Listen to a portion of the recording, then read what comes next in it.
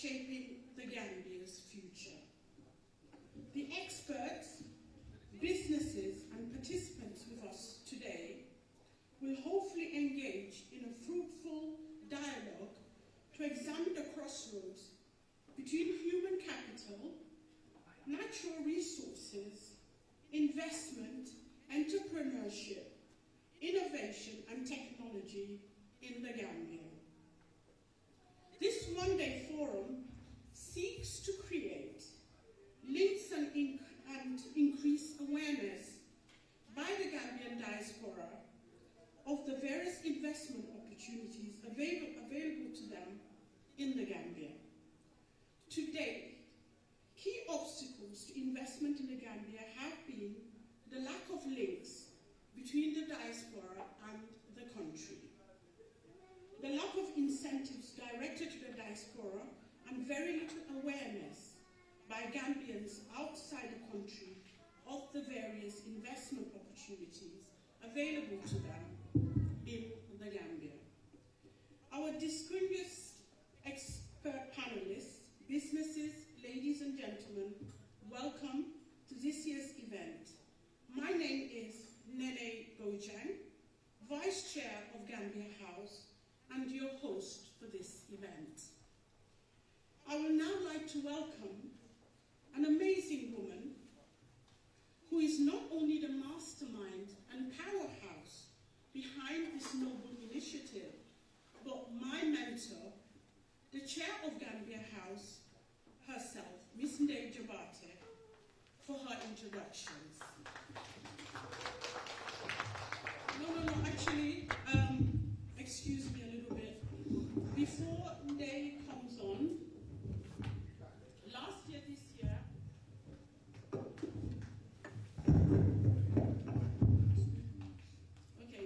year, this year, we launched the first annual event of this type, and Solo, if you remember, opened up the event for us.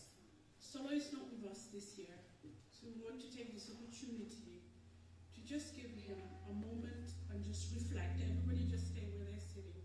We're just going to play a little something just for us to just reflect back on his life and his contribution to, not only to the forum here, but he's impacted all of us in one way or another.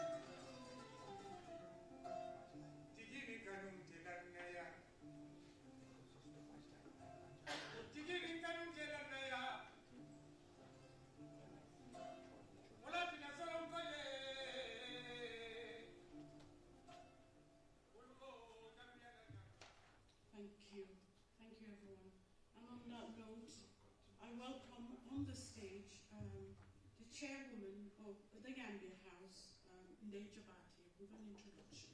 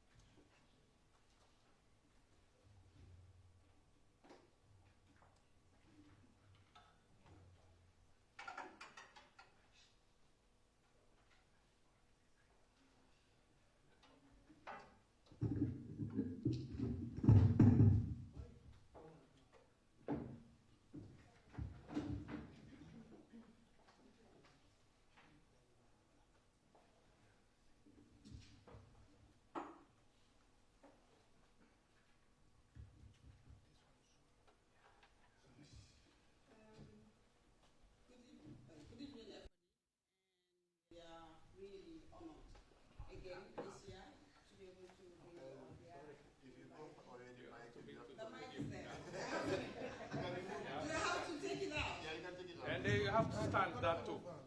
I don't have to. No, you have to. I have to stand still. I'm Yeah. the person who likes to move. Okay, I'll just stand here. Just stay. Yeah, we just want to welcome you again to the Nordic Gambian Diaspora Nordic Investment Forum, the second time in a row. Last year we started it, and then this year we are following through that.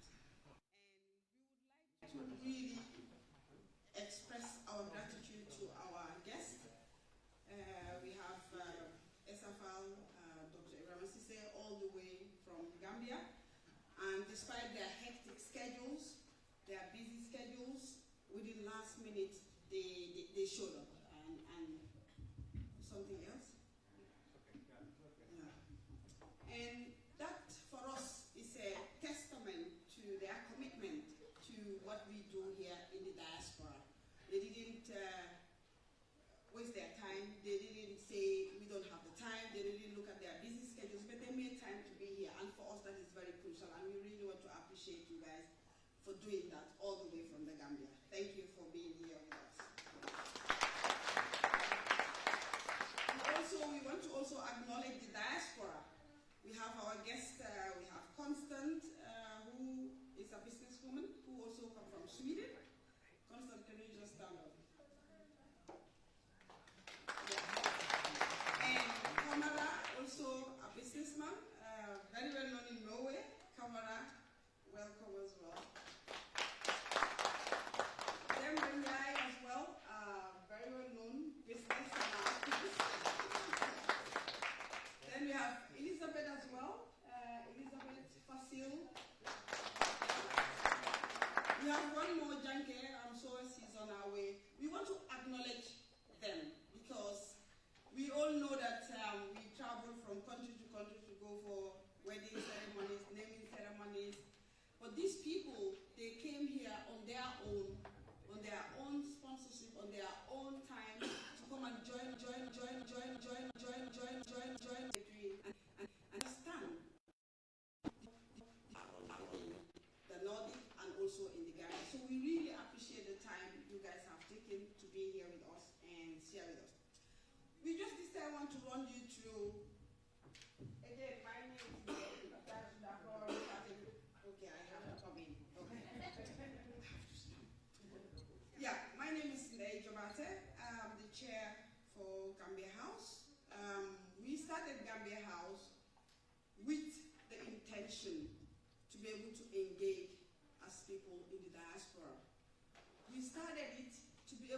showcase what the diaspora can do.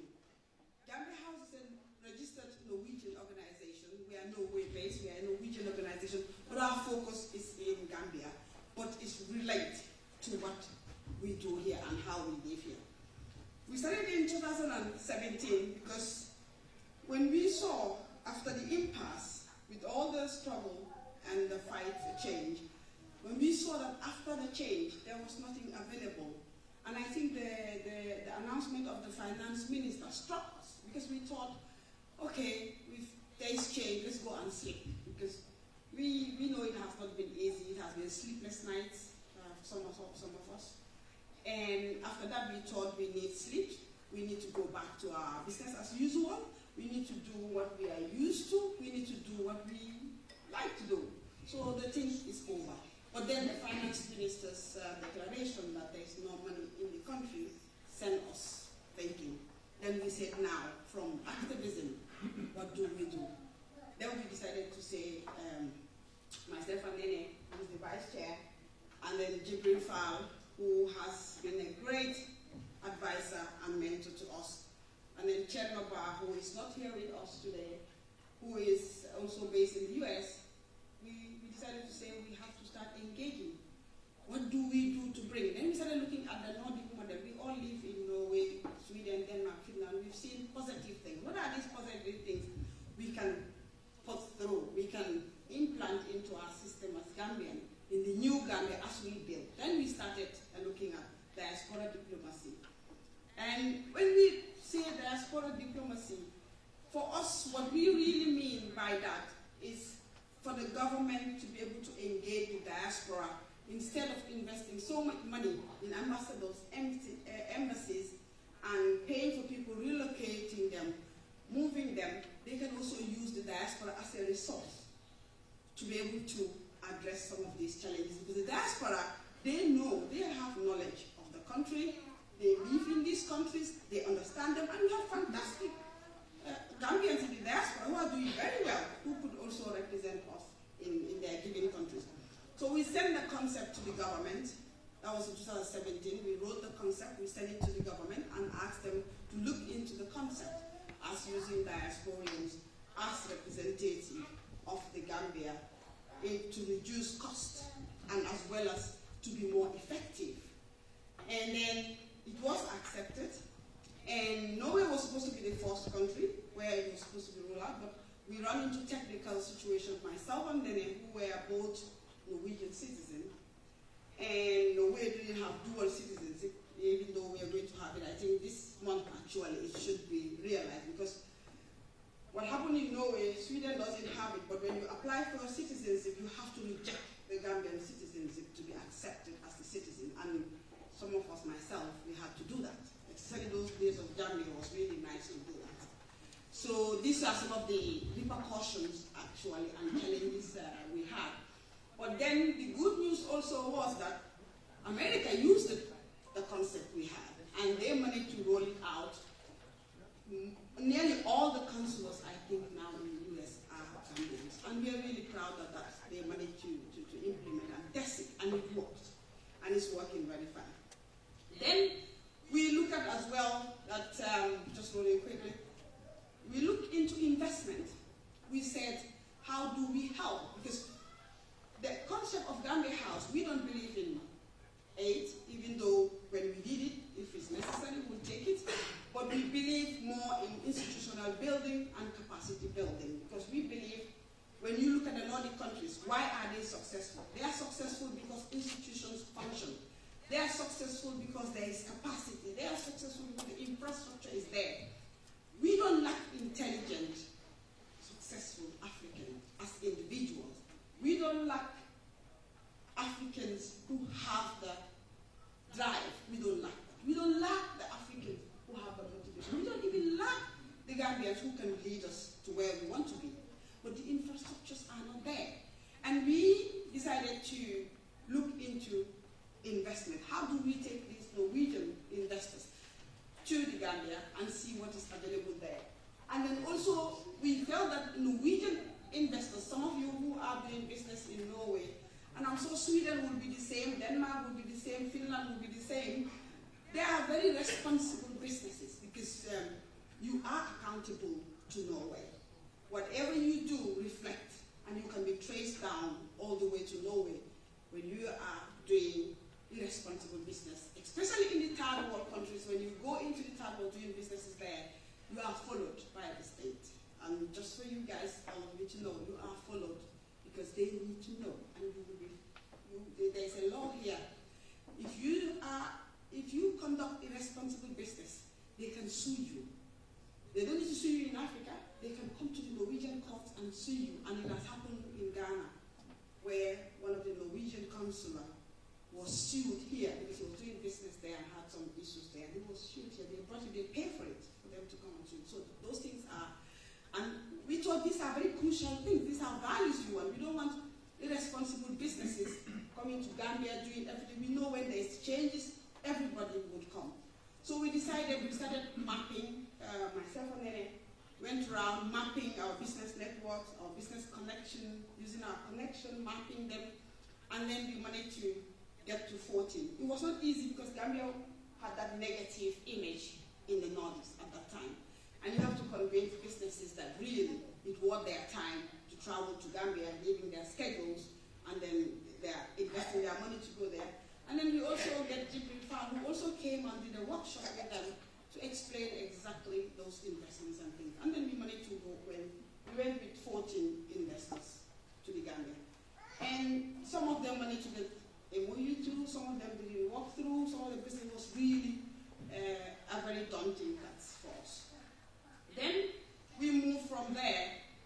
Then we started bringing the ministers, the technocrats, the permanent secretaries into Norway to get them to meet with the ministers here, their peers, to understand how this system operates within the Nordic, how these people do their work, what are the best practices that they can take, and then also to build the bilateral relationship, because Gambia, as you know, up to today, they are not a partner country to Norway, and we're still working on that. What we managed to get through us looking into diplomatic ties is to be able to get the Norwegian, the Danish, the Swedish to be accredited. That we have done successfully, and now they are all accredited, and then that's okay. But the side of the Gambia is still not getting that right at the moment. Still waiting into the processes, the technicalities, and things. But at least we have something in place. Then we bring them to institutions, especially institutions like the University of Oslo. We all know we've been getting lots of scholarships that really help the Gambia, especially on the medical field. And we have a fantastic professor who is so much in love with Gambia, willing to help, willing to even bypass a lot of things to be able to help us through. So we take them there for them to see from the Ministry of Trade, from the Vice President, from the Energy Permanent Secretaries. We brought them all here to be able to, in a yearly basis, to be able to understand the system and then look at the challenges that are there so that we have the Gambia as a partner country in Norway. That is still a work in progress. We haven't really managed to be successful on that. Because we can also see even the challenges of that. Today we are supposed to have the guy here. We couldn't have him here, even with a service pass. He was having problems. He has to go to the normal procedures of applying a visa to Norway. Meanwhile, in other countries, when you have a service pass, you have to waive it. Norway is not waiving that, and it's a delay. And we felt that these diplomatic ties, we need to really work on them and strengthen them to avoid these things. Because we need our people to be here. We need them to be here. When we want them here, they should be here.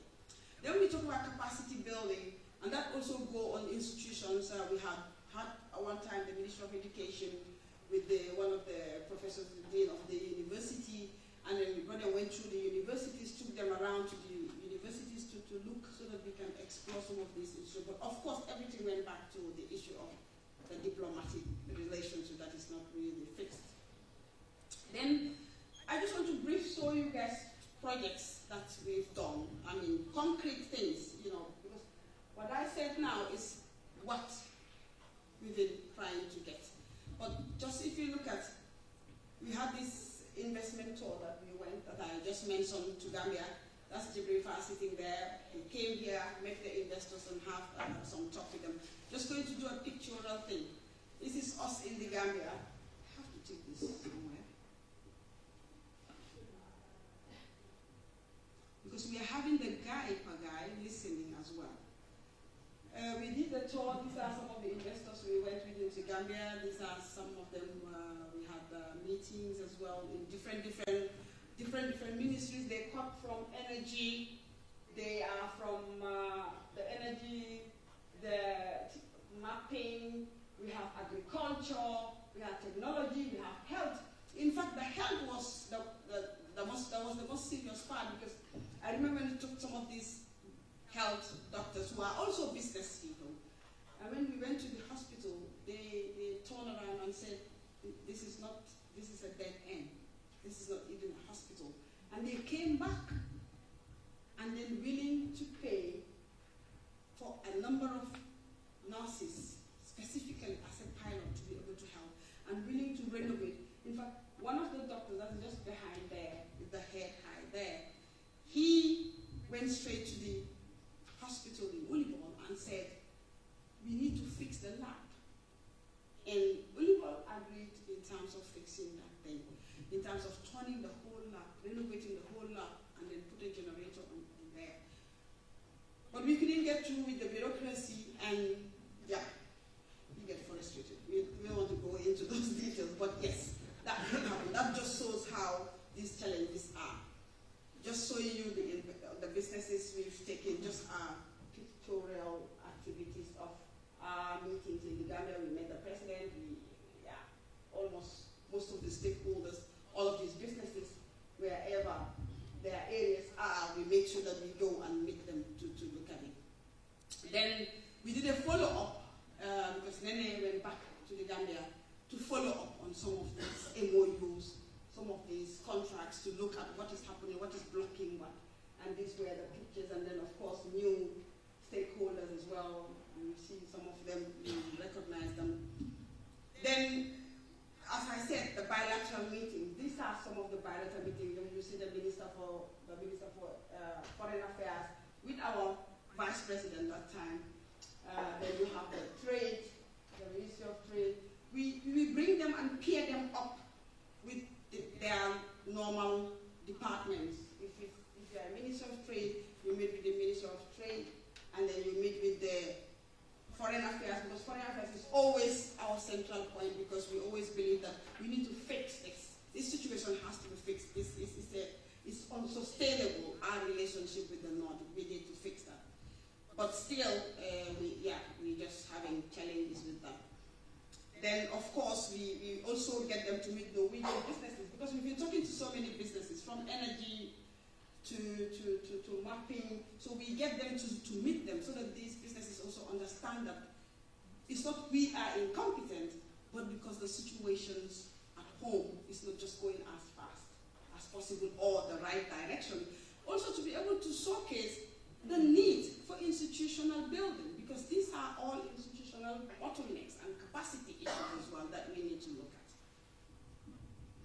Then, yes, this is just to show our usual networking. We meet in cafes, we get these businesses, know them, call them, meet them, sit down, talk, and explain why they should invest in Gambia, because we need to convince them that they should invest in Gambia, but why are you investing in Gambia? So these are the meetings we have, evenings, daytime, just going around with them to map them out and then convince them that's the way we are able to take them to the Gambia, go with them, and then they can see what they can do.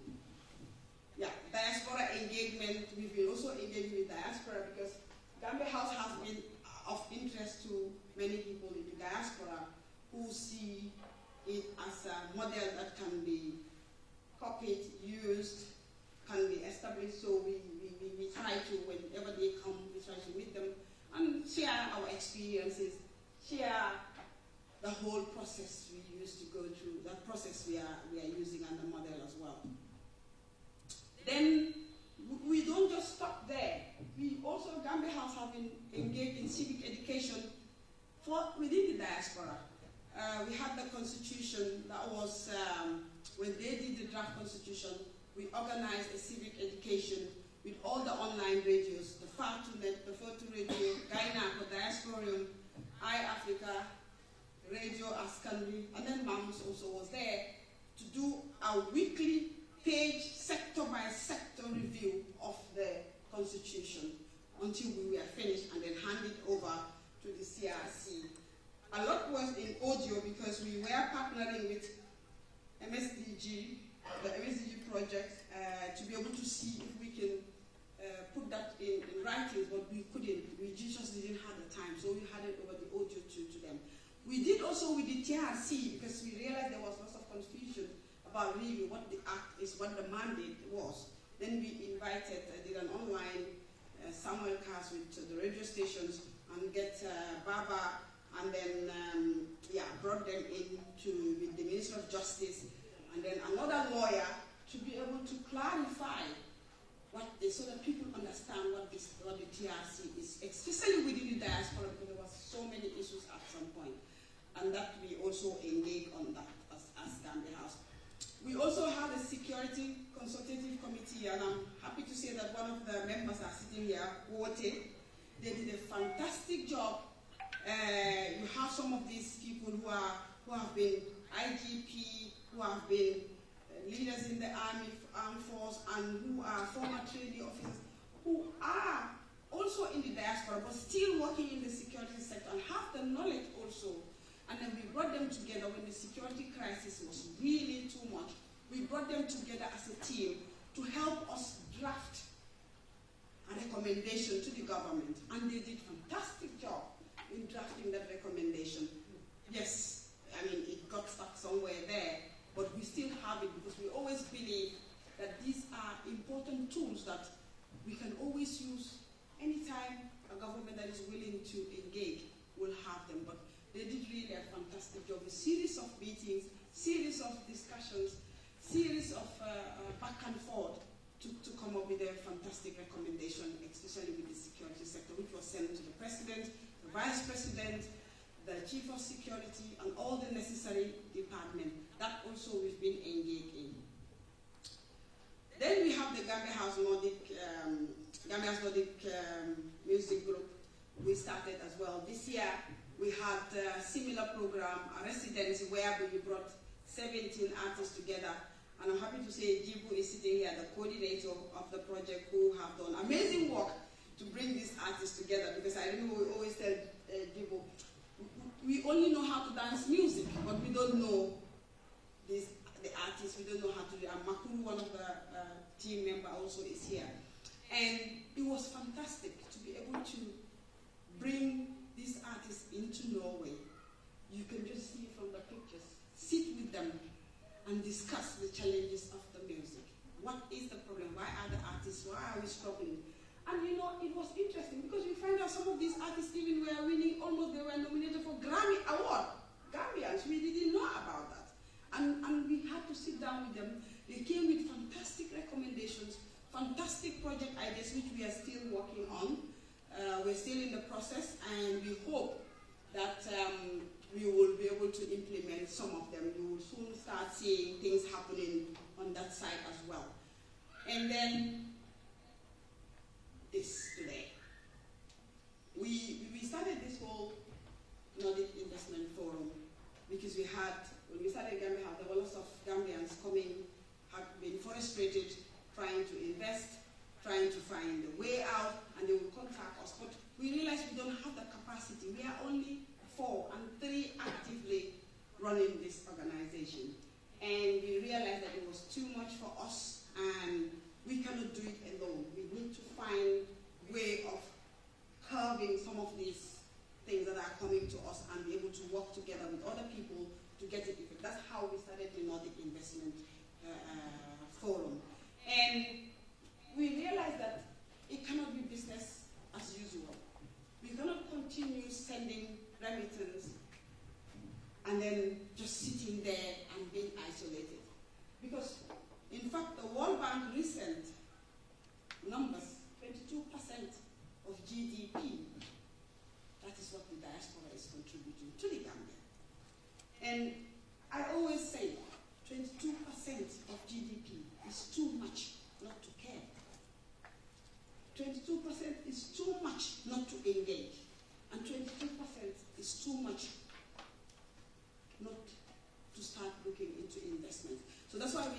this Diaspora Investment Forum to be able to bring Gambians together and we discuss and find solutions. And we are hoping as we go, we'll come with a lot of solutions, other ways we can work together as businesses, as Gambians who are doing businesses in the Nordic countries. How do we work together? Because we need to organize if we want to change the way things are. We need to organize if we want people to look as different, or the government to look at us different. So we need to do it. And this is why we are here today for the second time.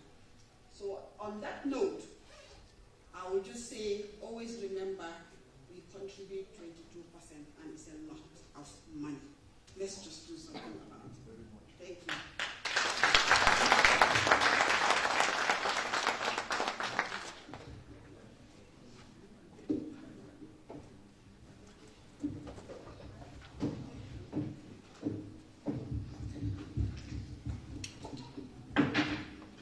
I'm not going to go there. Thank you, Dave. They just went through some of the activities of the Gambia House. And it's okay. We don't need it. Thank you for that introduction of the Gambia House Day. Now we move on to the gentleman that's healing the Gambia nation through the TRRC, Mr. Essa. Essa is somebody that I know personally because we studied together at the University of Sierra Leone, Forever College. Even in those days, Essa was always smartly dressed and the perfect gentleman, and he's still that perfect gentleman. Essa, I think I was totally shocked when I heard that Essa has become like this huge, massive, big thing in the Gambia. I was like, what, Essa? I called my roommate Harolyn and said, Harolyn, do you know that Essa is so huge? That he's so big that it's just so unimaginable. And I said, most of our classmates now are like schoolmates or whatever. They've become so big in the Gambia, and Essa is one of the biggest. I'm just like, you're joking, Essa? I said, yes, Essa. So it's amazing to know that Essa is healing a whole nation. A nation that is not just, it goes beyond culture, beyond language, beyond everything. I'm here, Mandinka saying, ha Essa Wolof saying, ha Essa Jambala. You know, all these other, I can't do Fulani and all the other languages, but you can imagine. So Essa has won the hearts, the souls of the Gambian people.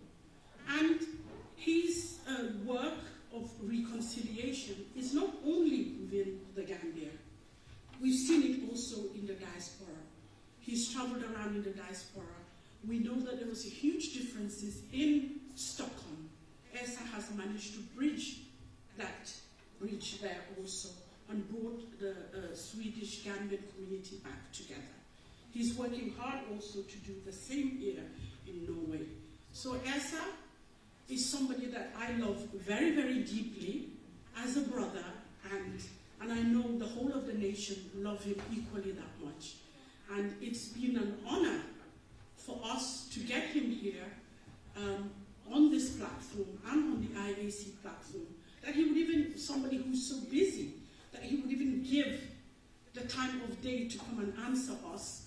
And you know how Gambians, how some of our organization is, but he's been so, the perfect gentleman he is. He's been calm, he's been collected, he's been like, you know, just Essa. I want everybody here to give him the warmest applause. Let's support him in his efforts. Essa Fal.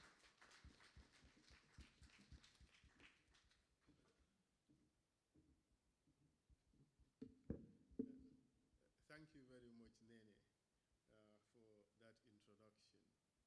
At Forobe, we were young, stupid, and wild. And we partied a lot.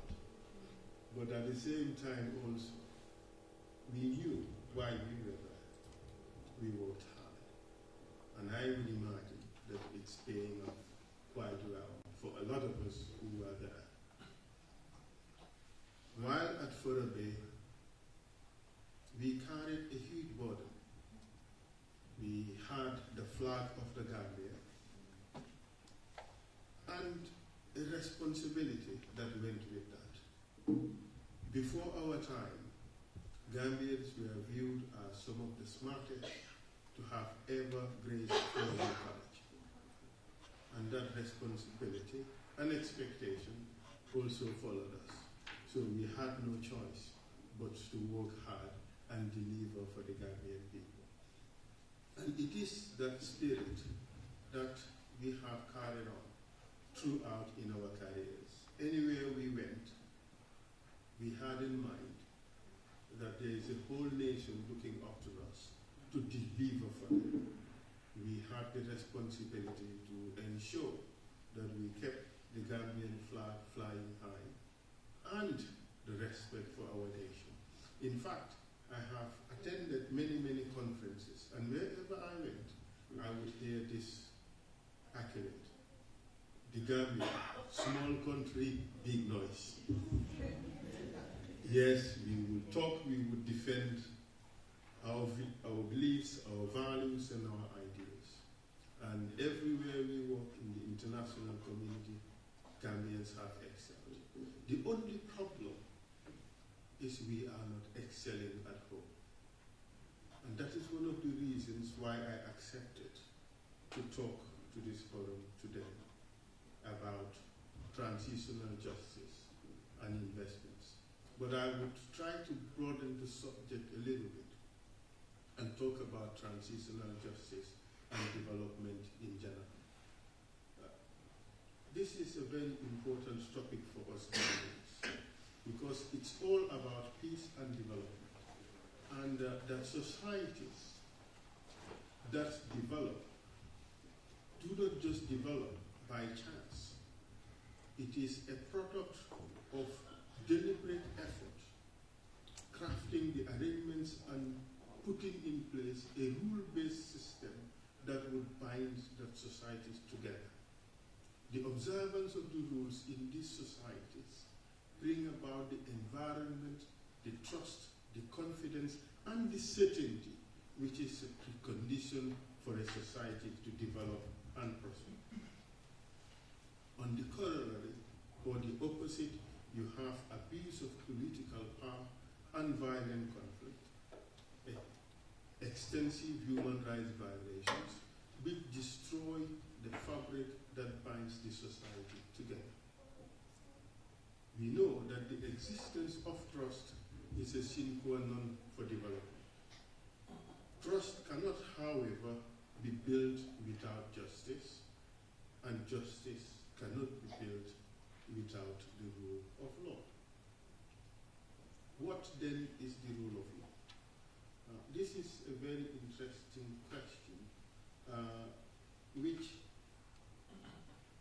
has tested a lot of intellectuals.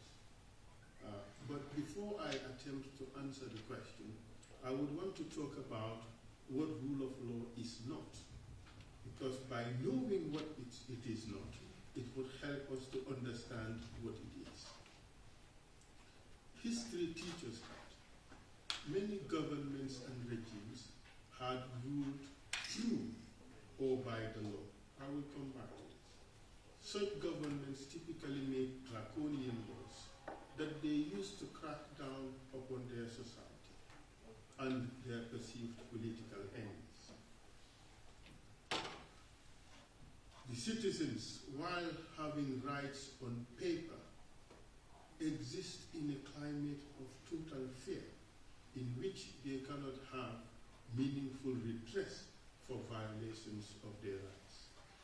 Government in these societies depend on the whims and caprices of state officials and not on the established rules. I am certain that you would agree with me that what I have just described is reminiscent of Gambia under Jammeh. One person would decide everything. And that is not rule of law. is a system of governance in which the four important principles exist.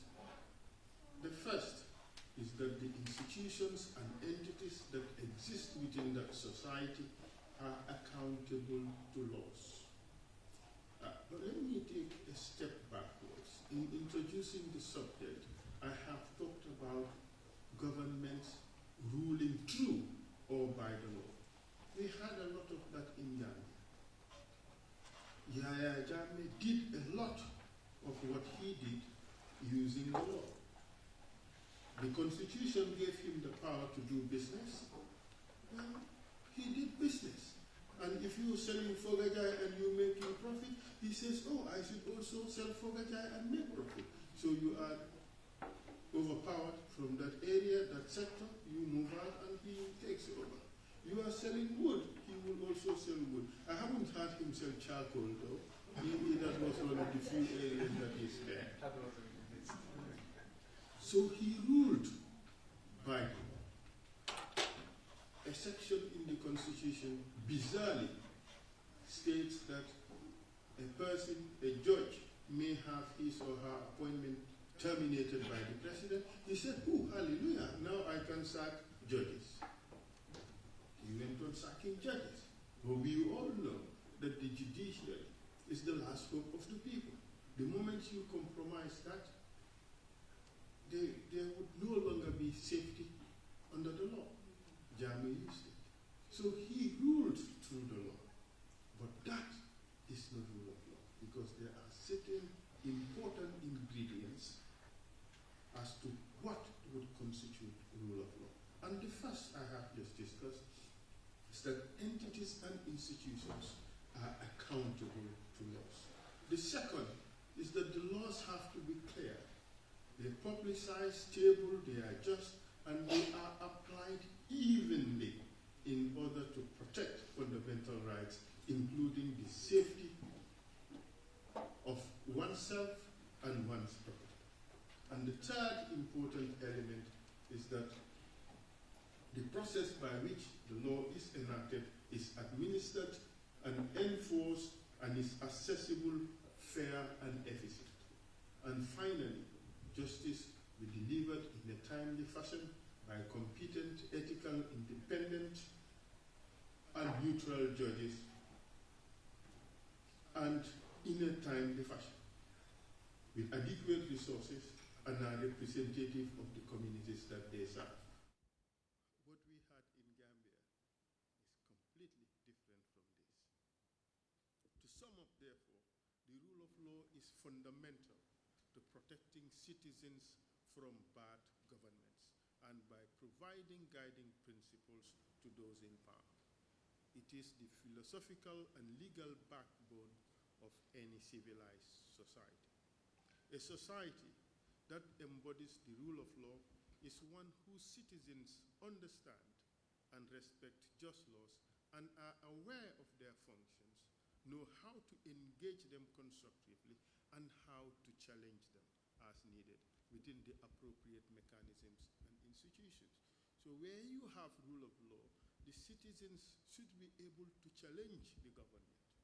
The citizens should be able to hold their leaders accountable, and that is significant. It has now been firmly established that a country cannot develop without the rule of law. Previously, people used to argue that development depends on democracy, but I think it is now abundantly clear that democracy helps, but the essential ingredient is in fact the rule of law. And the reasons for this are obvious. Without certainty, trust, and confidence in the justice system of a country, people with money are unlikely to invest in that country. Let's just take, for example, Libya. I like giving this example because Libya was one of the most progressive societies in Africa. It was one of those places where scholarships were abound for citizens. You have paid holidays, the government would give you a house. I mean, people had a lot that you would not have in other societies.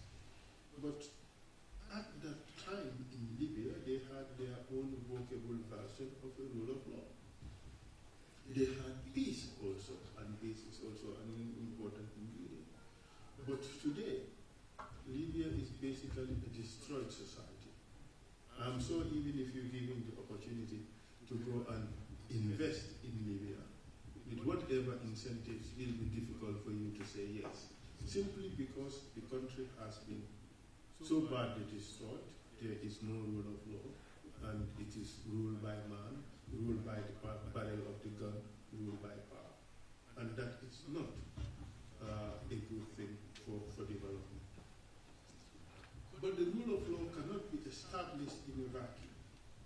It is a painstaking process that could take years to build and to restore the much needed trust and confidence in the system. It is even more difficult for us, for countries that are emerging out of a dictatorship. Countries that are emerging out of conflict is even much more difficult.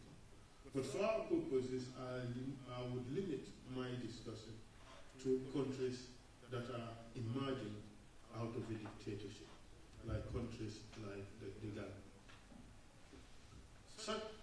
In such instances, the process can be quite daunting because they often have large-scale or systematic human rights violations that are so numerous that the traditional justice arrangements will not be able to provide an adequate response. However, if these lingering or historic abuses are addressed, they continue to haunt the state and undermine confidence. Liberia is a very good example. Since peace was restored to the country over 10 years ago, the country is still struggling to establish rule of law because of its failure to address past atrocities. And in spite of its mineral wealth, the country is still struggling. Transitional justice, which is the main topic of conversation, refers to those methods adopted by states emerging from conflict or from serious repression used to address large-scale or serious human rights violations to which the traditional justice mechanisms cannot provide an adequate response. So you have two issues here. You have a country emerging out of conflict or a country emerging out of repression. And the country wants to deal with all these rights abuses that have occurred during the period of conflict or during the period of repression. Because dealing with these is a sine qua non for development, because it has to open up the system and make it amenable to receive investments and therefore development. How do you do it?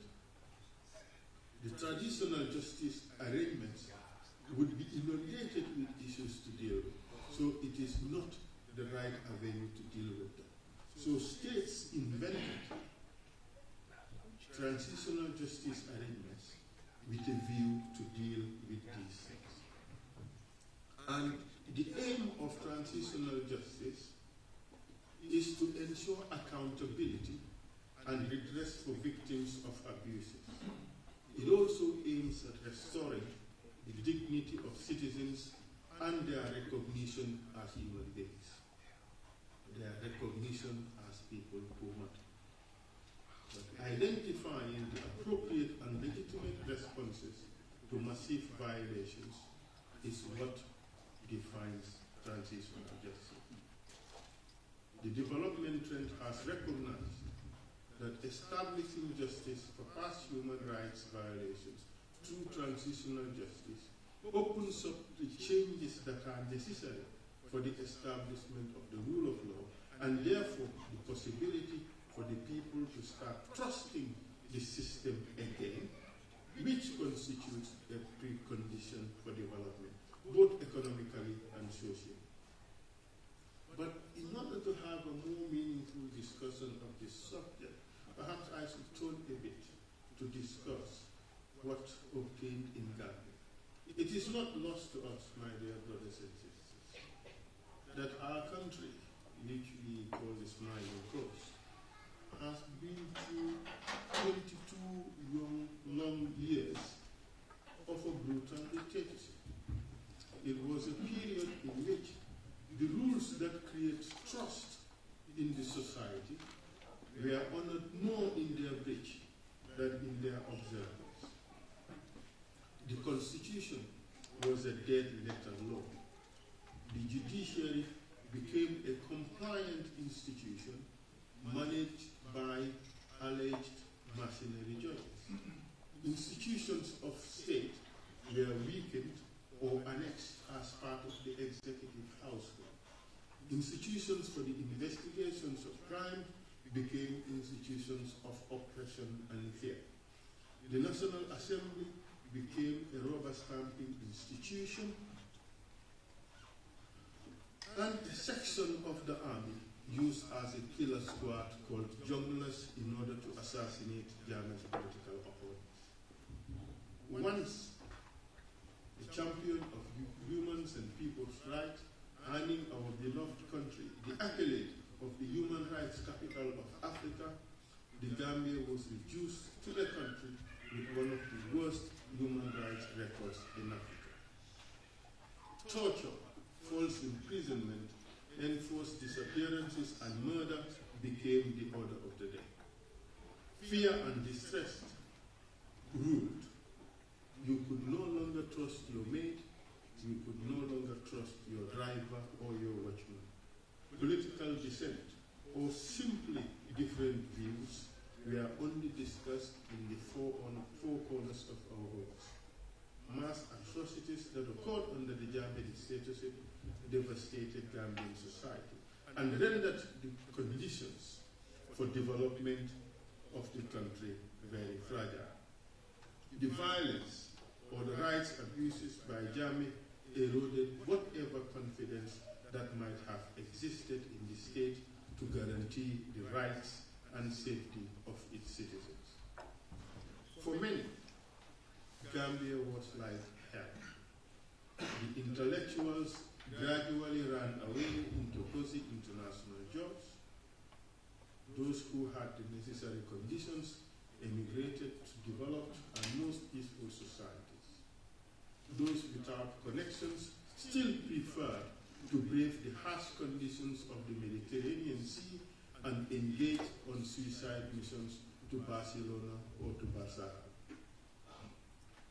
Many died in this enterprise. The country stagnated. Gambians abroad were afraid to invest in their country. Development partners ran left in protest. Gambians in the diaspora chose to send remittances to save their nation or to save their people instead of investing in their country for further development. The Gambian state was reduced to a beggar nation. Fortunately for us, Gambians reached their theta after 22 long and dreadful years and decided to terminate the Jammeh dictatorship through the most civilized means, which is the ballot. Although the Gambia did not experience armed conflict during the Jammeh years, human rights abuses were pervasive, as is disclosed through the TRRC. In gathering the support to Mahmoud Jammeh, Coalition 2016 promised a comprehensive transitional justice program in order to reestablish the rule of law and thereby restore conditions for investments and therefore development. So transitional justice is the way to go. But what does it entail? We should have a common understanding of the subject.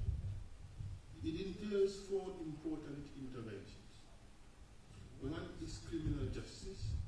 The second is reparations and restitutions for victims. The third is seeking of the truth. or memorializing the truth. The fourth is institutional reform. And the Gambia embraced the full gamut of interventions necessary to ensure a full-blown transitional justice. It was, in my view, a very ambitious program. They established first a permanent human rights commission to ensure that current violations of human rights are detected and addressed. They established a constitutional review commission in order to ensure that we have a people's constitution instead of a bastardized constitution as we had in the Jammeh years because of the too many amendments that were put in the constitution, changing its very character from a people's constitution to a dictatorial one. 52 amendments in 22 years, that is just too much. And the third is the establishment of the TRRC, which is to investigate the truth and establish a true and accurate human rights record of the historical record of the rights violations that occurred, and so healing, reparations of the witness of the victims, and restore their dignity. And the fourth is the institutional reforms that the government has embarked upon. That is the security sector reform, the Lands Commission, as well as other institutional, ad hoc institutional reform arrangements that they have put in place. And finally, the government also embarked on some criminal prosecutions. We know of the NIA 9 case, we know of the Nkomatore case, and so forth. So they have done what they promised to do. But the question is whether our transitional justice is yielding dividends, because we know that there is this direct nexus between a good transitional justice arrangement and investments and developments. So far, the Gambia's transitional justice arrangements appear to be yielding dividends in terms of investments and development. We know that last year alone, the Gambia registered 290,000 tourists. And we were able to reach that milestone because of the peace that we have in Gambia and the road towards the establishment of the rule of law, which makes conditions feasible or conditions necessary for people to want to visit our country. Relying on figures being touted by the government, it appears that things are also looking up. I have heard government boasting, saying that they now have over 1 year import cover as reserves. During the Jammeh years, it used to be maybe less than 1 month. So that is also an indication. We all know that now it is easier to do transactions at a lower cost than during the Jammeh years. So these are all improvements. I look forward to a situation where, for those of you in the diaspora, your contribution would now move from sending remittances to actual investments that will help improve things in our country. But we cannot, however, take things for granted. We cannot. We have to be vigilant and jealously guard the peace dividends that we are now reaping. We also have to jealously guard the re-establishment of rule of law arrangements that the Gambia has embarked upon. And that is why the events of the last few weeks are quite important. People are talking about a retrogressive law, a retrogressive bill that the government had introduced in Parliament. I am happy to say that after some protests, the government realized that perhaps this was the wrong step to take. So the government decided to roll it backwards and go back to the drawing board with a view to come back with a better drafted legislation which would appeal to the aspirations and wishes of the Gambian people.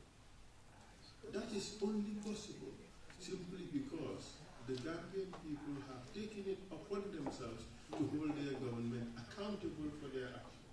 In the German years, that would not have happened.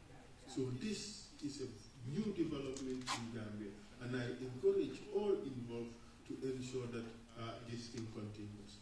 That is, checking our governments and holding them responsible and accountable for the actions they take.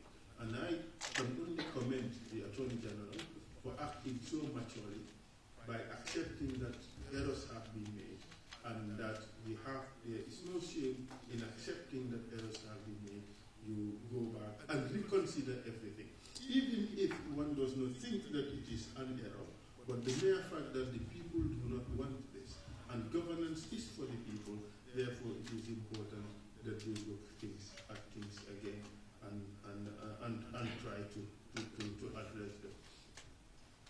But our newfound democracy is not without its problems.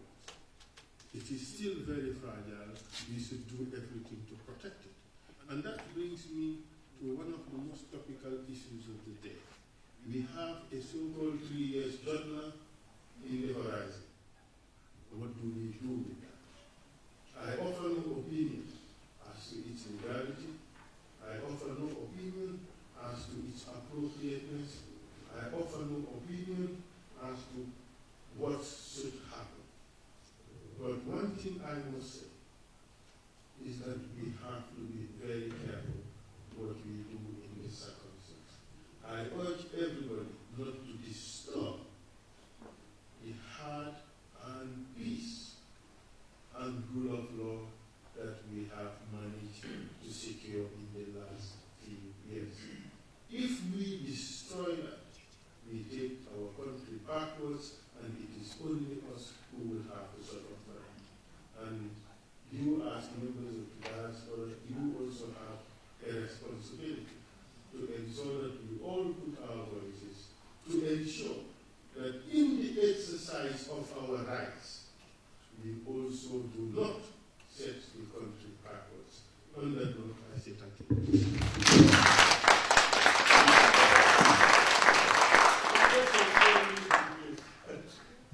I was just asking, don't you think that our democracy is premature for an election? I don't think that is prepared for an election.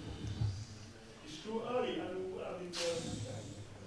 What is your opinion on that? I think that question draws me into the very issue that I don't want this to venture into. For the simple fact that I am at the moment a public official, and whatever I say should be governed by particular rules that apply to public officials. I cannot offer an opinion as to the continued or the continuation of the Barrow government beyond the 3 years that was previously discussed.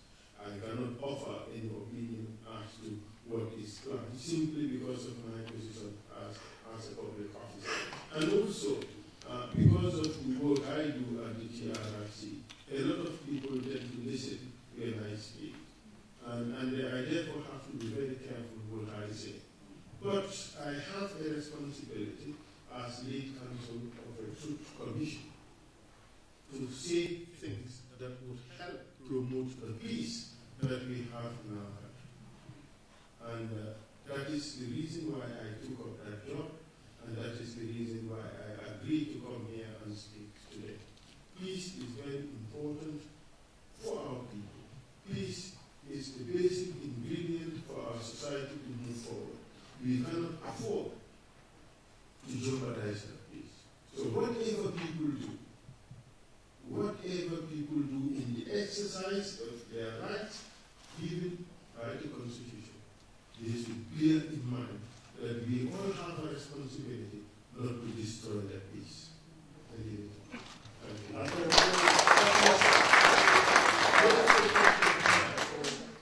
That will be done later.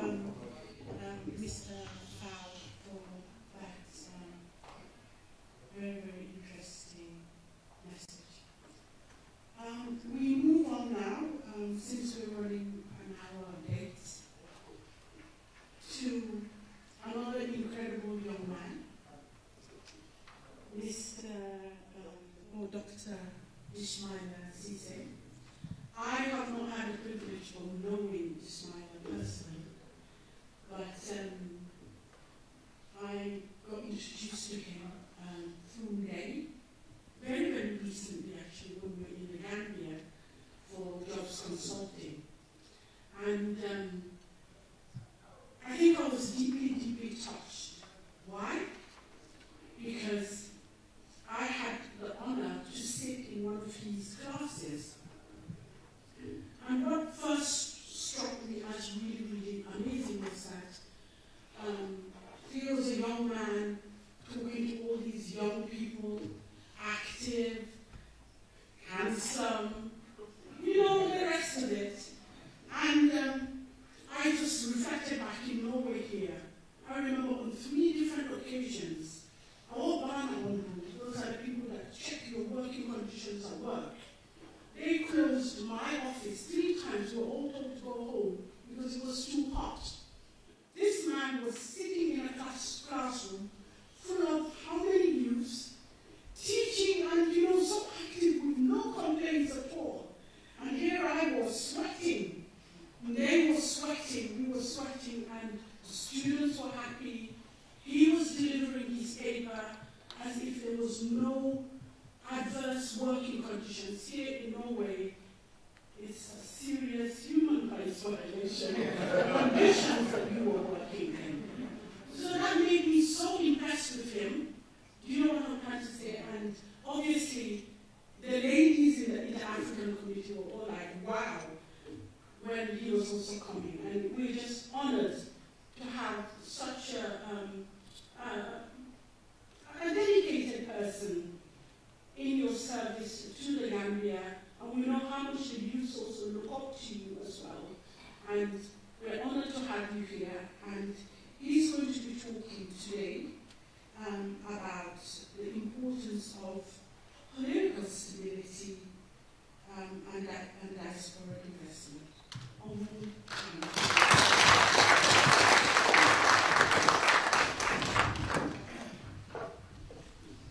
Thank you, Nene. I think good evening. I'm equally honored to be invited to Norway, Oslo, to come and give a talk on the importance of political stability for diaspora investment. Today is a very emotional day for me, in the sense that I don't know where I belong, and where I belong to the diaspora camp, or where I belong to the home camp. Because I was once also in diaspora who came to New York at a very young age to hustle. Although I just finished high school, there was no university in Gambia. There were no prospects for jobs. Another time, the trend was to travel to Europe. It used to be called the nerves syndrome. And all of us were nerves. We were inspired by the semesters who came from Germany. And all we wanted to do was to come to Europe. And I joined that bandwagon, and I migrated as well to Europe and lived like a migrant in Sweden. And when I'm invited to talk about investment, I think a lot of focus has been given to capital investment and giving very little focus to knowledge investment. Because we in the diaspora can invest in 2 ways. It's either we invest capital or we invest knowledge. And I choose the latter.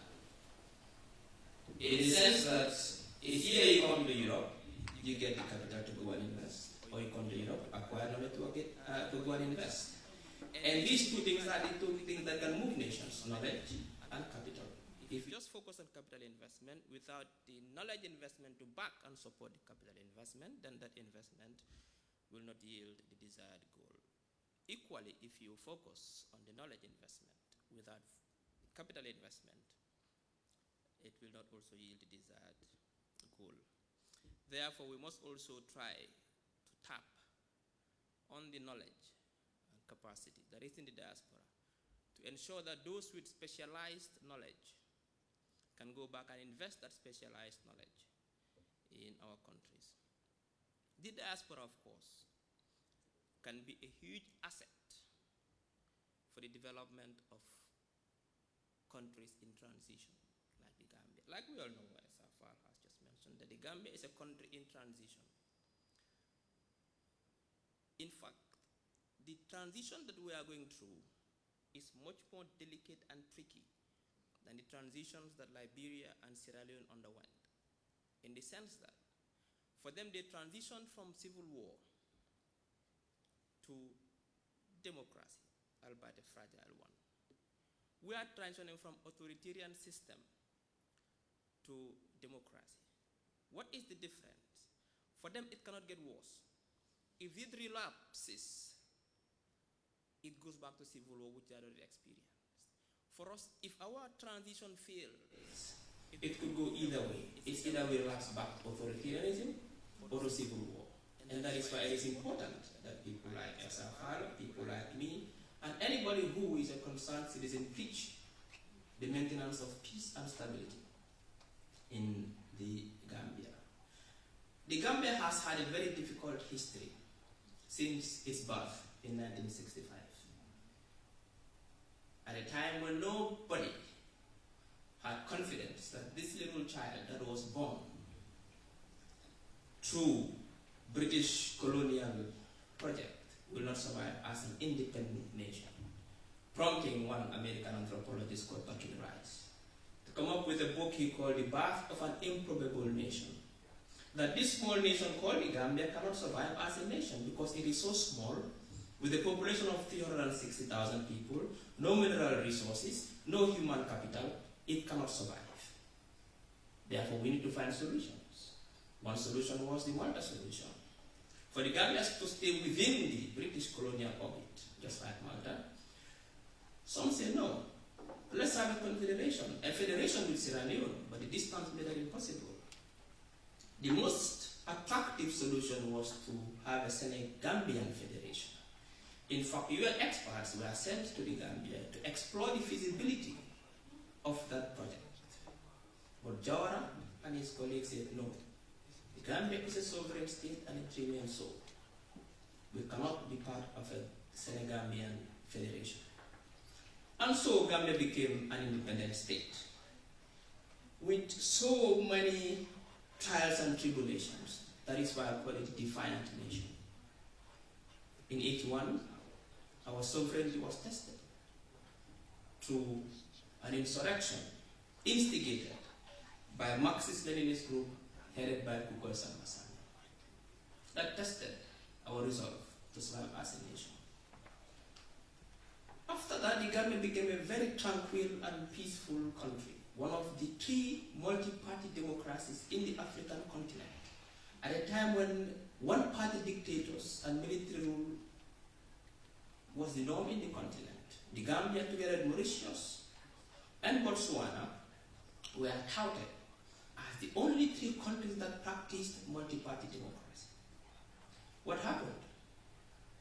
In 1994, just after the end of the Cold War, when many of the countries were turning towards the democratic route, we took a U-turn towards dictatorship.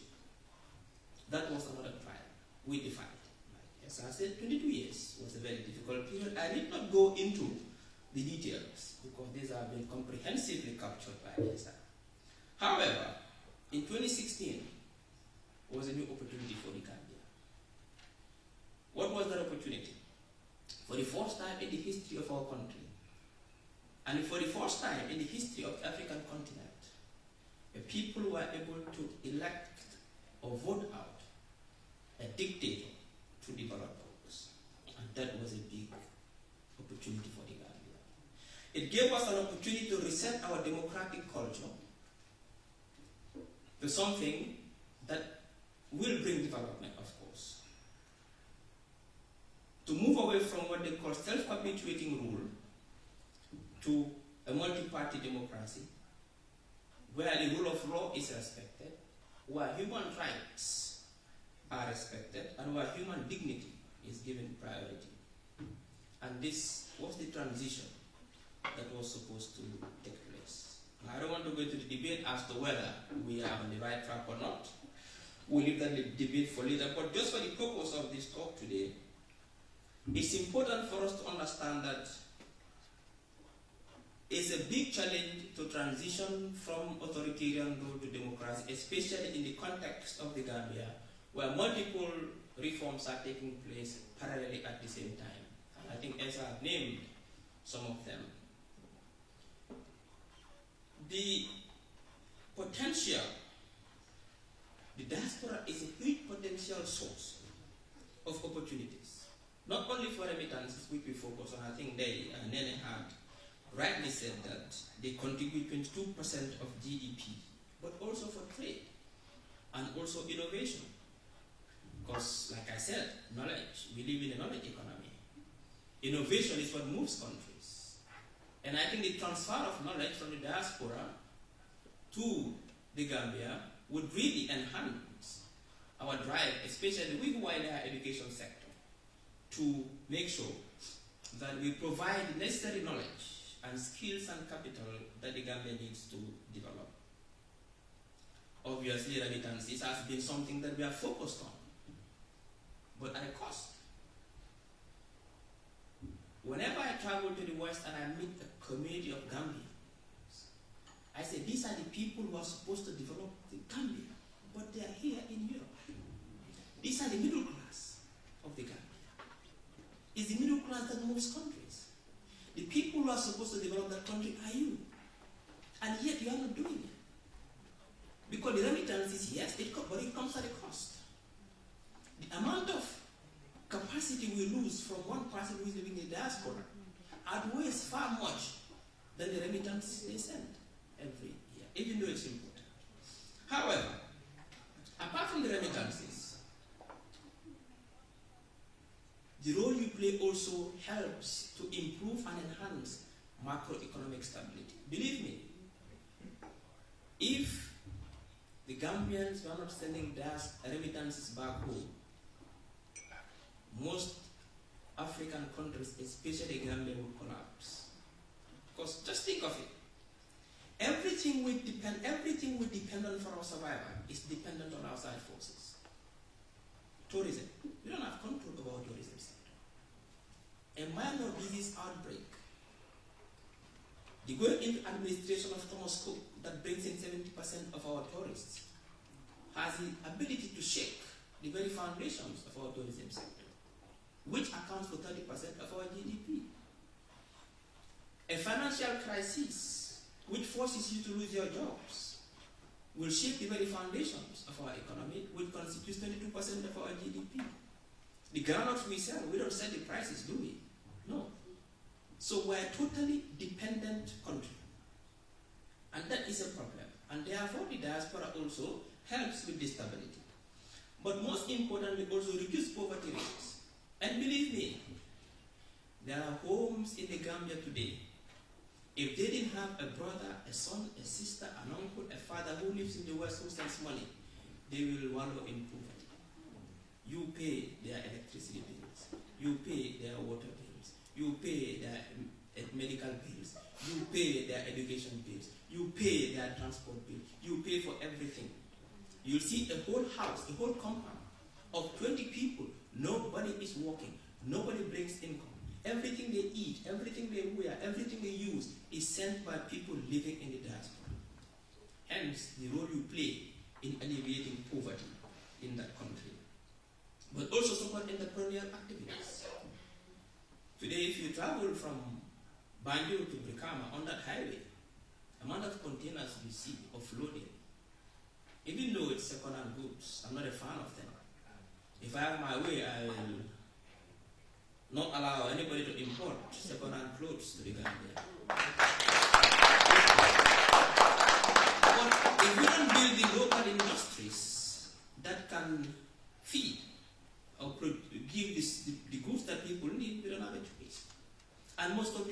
with dangerous goods. But we don't have a choice for now. But at least diaspora is playing that role. But most importantly, I like the concept of diaspora diplomacy, which is a very novel concept, which I think every serious government must look into it and see how to use it to their best. That is how the diaspora can act as a bridge to strengthen social, economic, and political ties between the countries they live in and the Gambia. We've always been talking about how public officials misuse the paradigm regime. Some meetings we don't listen public officials. If I have Nene and Day and Saul, and most of you in Oslo, why should I send somebody from Gambia to Oslo to go and attend a meeting at Rearing's Consulate? For what? You can represent the Gambia well. And I think that is the whole concept of diaspora diplomacy. That is the diaspora helping in strengthening diplomatic ties between the host countries and the Gambia. However, despite these enormous opportunities that exist, there is still a huge gap. What is that gap? The diaspora investment is very minimal.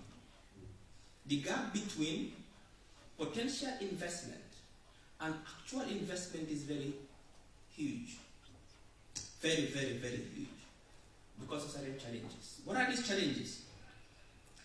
One, and this is not the only problem for Gambia, it's an African problem, is the issue of perceived corruption. Corruption is the problem.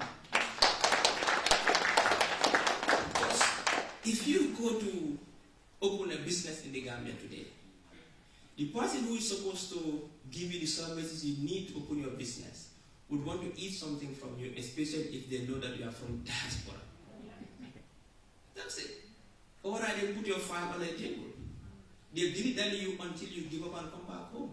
You know how many projects have been to Gambia and abandoned because one public official doesn't want to do his job because he wants to be corrupted. So corruption is a big problem, is a main barrier to investment in the Gambia. And until and unless we fight corruption, that country cannot move. I am very interested to know, even though I don't have the statistics, I was telling Elsa the other day, I want the figures which tells me the amount of aid we have been receiving from the West since independence to date. And equally, the amount of money we've lost through corruption from independence to date. Believe me, the amount of money we've lost far outweighs the amount of aid we are receiving from aids and grants from the West. If we're able to tighten that one, we don't need aids and grants. Just when the new government came out, it said that GRA made $800 million is 1 month. 1 month. $800 million with all the corruption. So the government has a huge potential to be self-sufficient. We have what Rwanda doesn't have. Rwanda is a landlocked country with a lake. We are a country on a coast with a river. Rwanda has been through hell. In 3 months, 1 million people died. We've been surviving. Why should we look up Rwanda as a model of development? It beats me. What a challenge is fluctuating currencies, but also poor governance. I mean, if you want people to come and invest, if you want to attract the best brains, the capital to go back to Gambia, you must provide incentives. You must provide good governance, access to quality health, access to quality education, access to stable energy. Otherwise, people cannot go and invest. And I think that is key. But also, and which is the topic of my discussion today, is the issue of political instability and security concerns. Yes, the Gambia is a peaceful country. But peace doesn't always mean the absence of war. Sometimes on the surface, it might be peaceful. But the undercurrents, tectonic shifts, the social ones, can be very problematic. One particular finding is very scary insofar as Gambia is concerned. Is one research we did with Afrobarometer, which tells us that even though international migration from the Gambia has decreased, rural urban migration has increased. But the very reasons why people migrated remain the same. Unemployment, frustration, economic marginalization, and that is dangerous. It means that today, 58% of Gambians live in the urban areas. Over 70% are young people, no jobs, frustrated, idle, on drugs. That is a recipe for disaster. If we cannot manage our young people, and transfer their energies, their impatience positively, it could be a very dangerous time for the Gambia. Those demographic dynamics are important that we have to think about. Our young people, we are not investing in them. When was the last time the Gambia built a football field? When was the last time we built a stadium? All we are doing with our land is to build stores and petrol stations and houses for rent.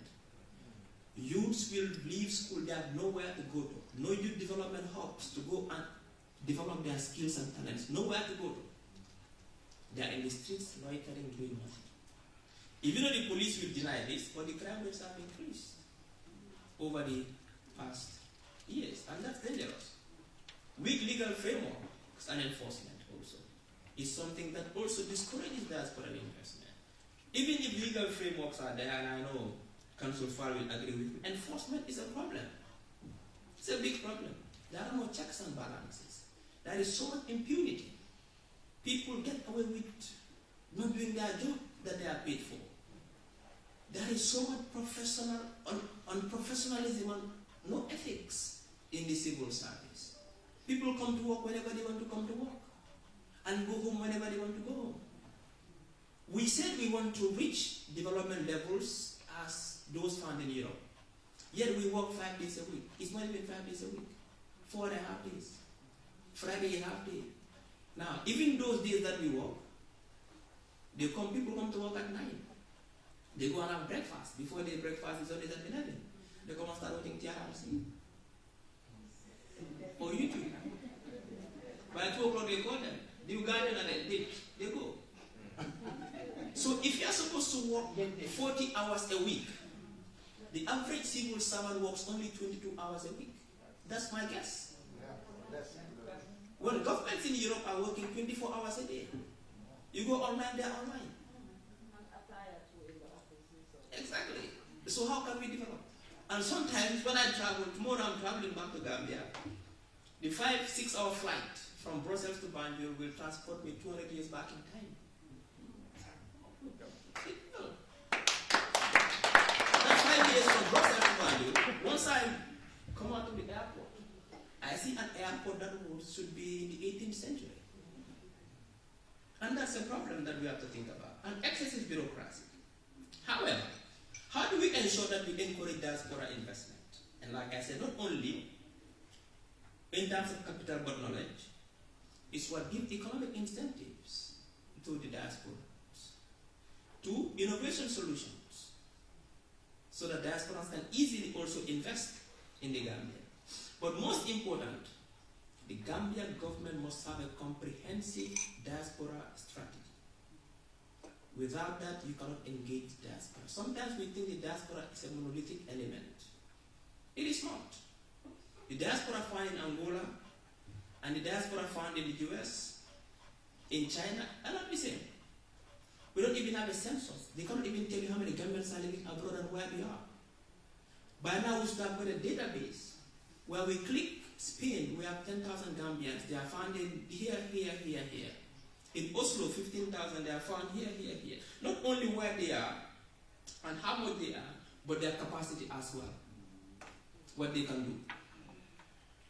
Who is into logistics?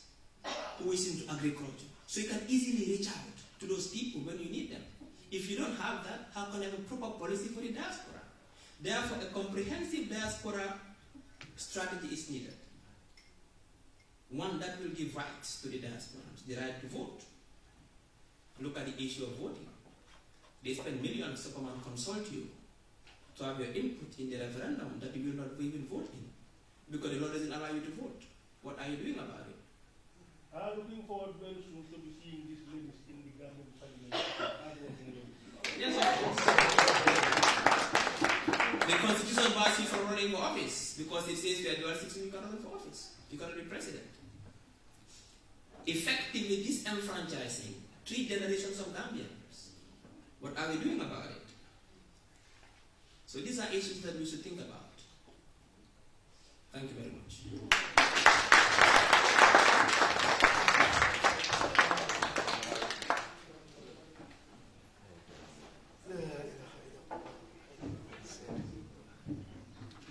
That was amazing, Dr. Cisse. Thank you very much. You also deliver, by the way. I think now we have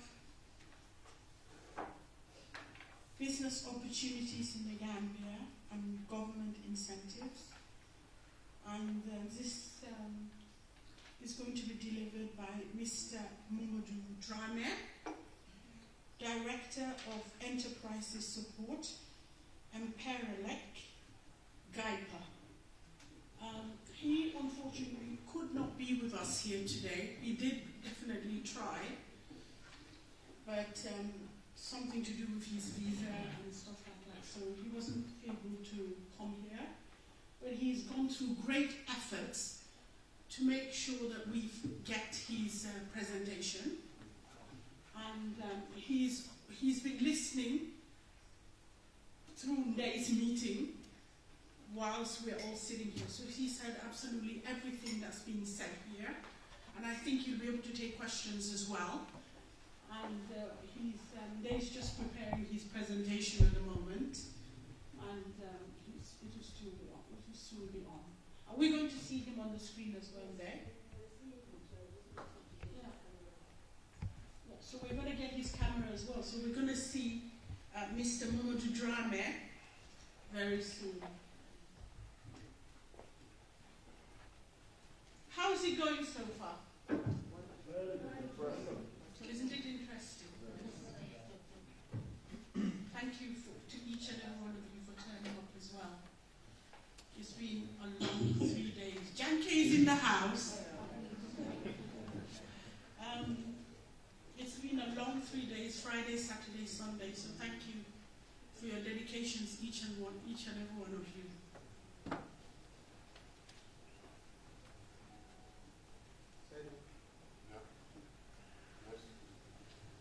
Then can I post a question while we are... Yes, sure. Go ahead, Saul.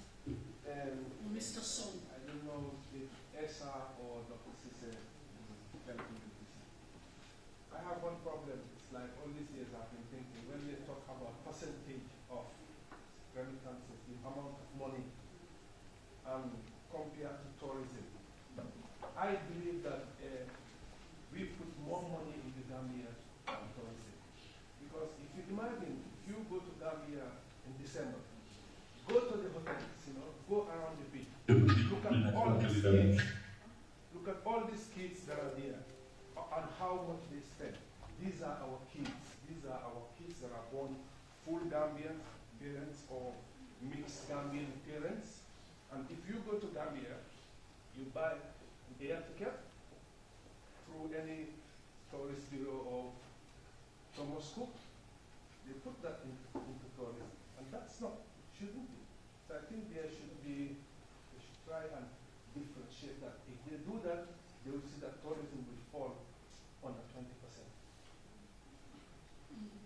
Yeah. Yes, I think you are right in the sense that let's even forget about the GDP.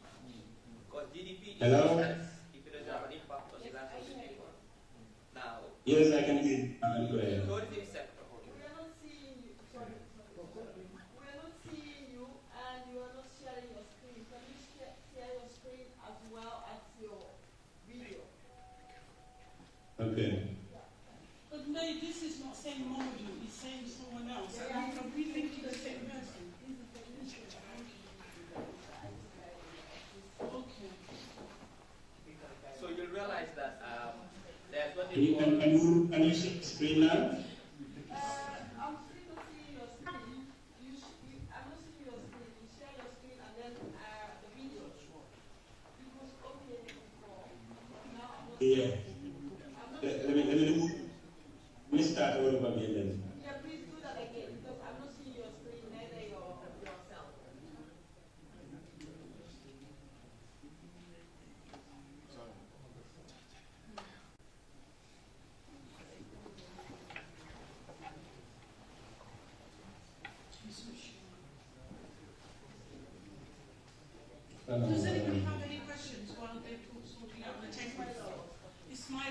Yes, you were answering Paul's You question. were answering Paul's question. Yes, please. Yes, please, can we use the mic so that the video people can get it? No, we have another mic here.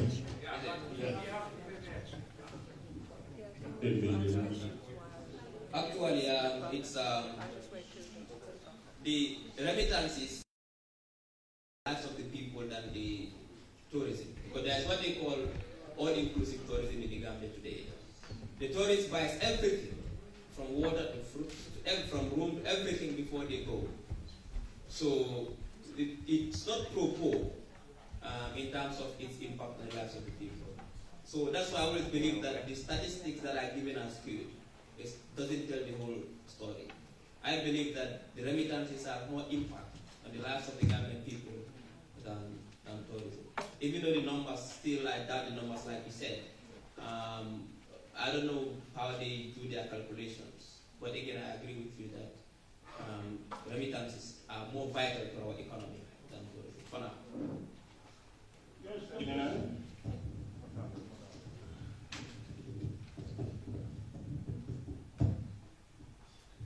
So my name is Pamu Joe.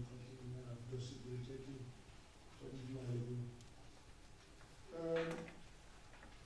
when I think about tourism in the Gambia, during the days of Nikaman, for example, Speeds, it's very different from today's tourism. The Gambian tourists are poor tourists. They are very poor tourists coming to the Gambia, most East European. That's why they buy all these things for themselves before they come, so they don't need to buy anything in hotels, and that's not good for business. We need tourists who at least will spend when they come to the country.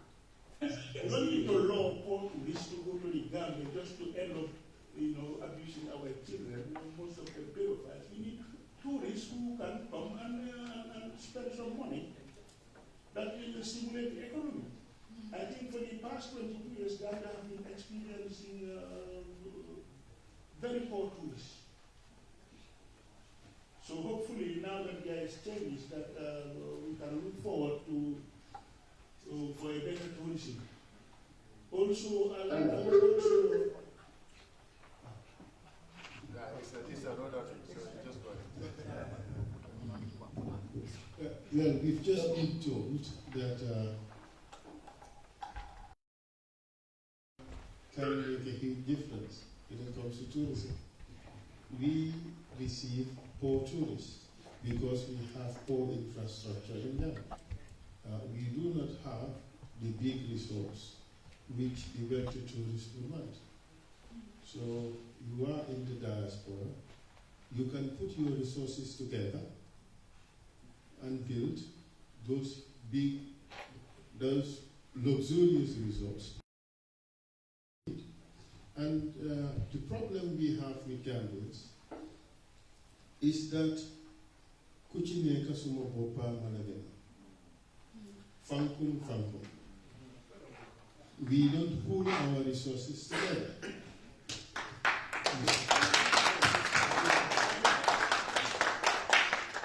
I have never seen a Gambian business that has lived beyond the life of the original owner.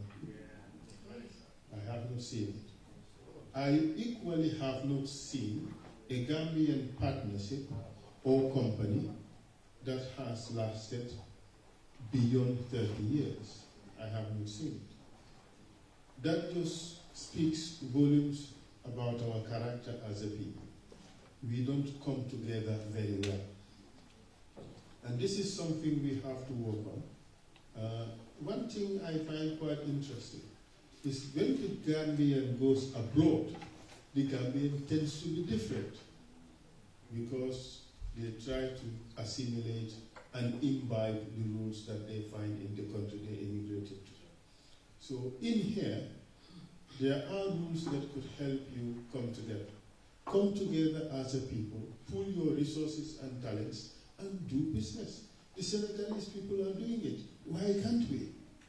And I am sure that if all Gambians in Norway pull together together their resources, they should be able to definitely come up with a good hotel which Norwegians would want to stay in. You can do it.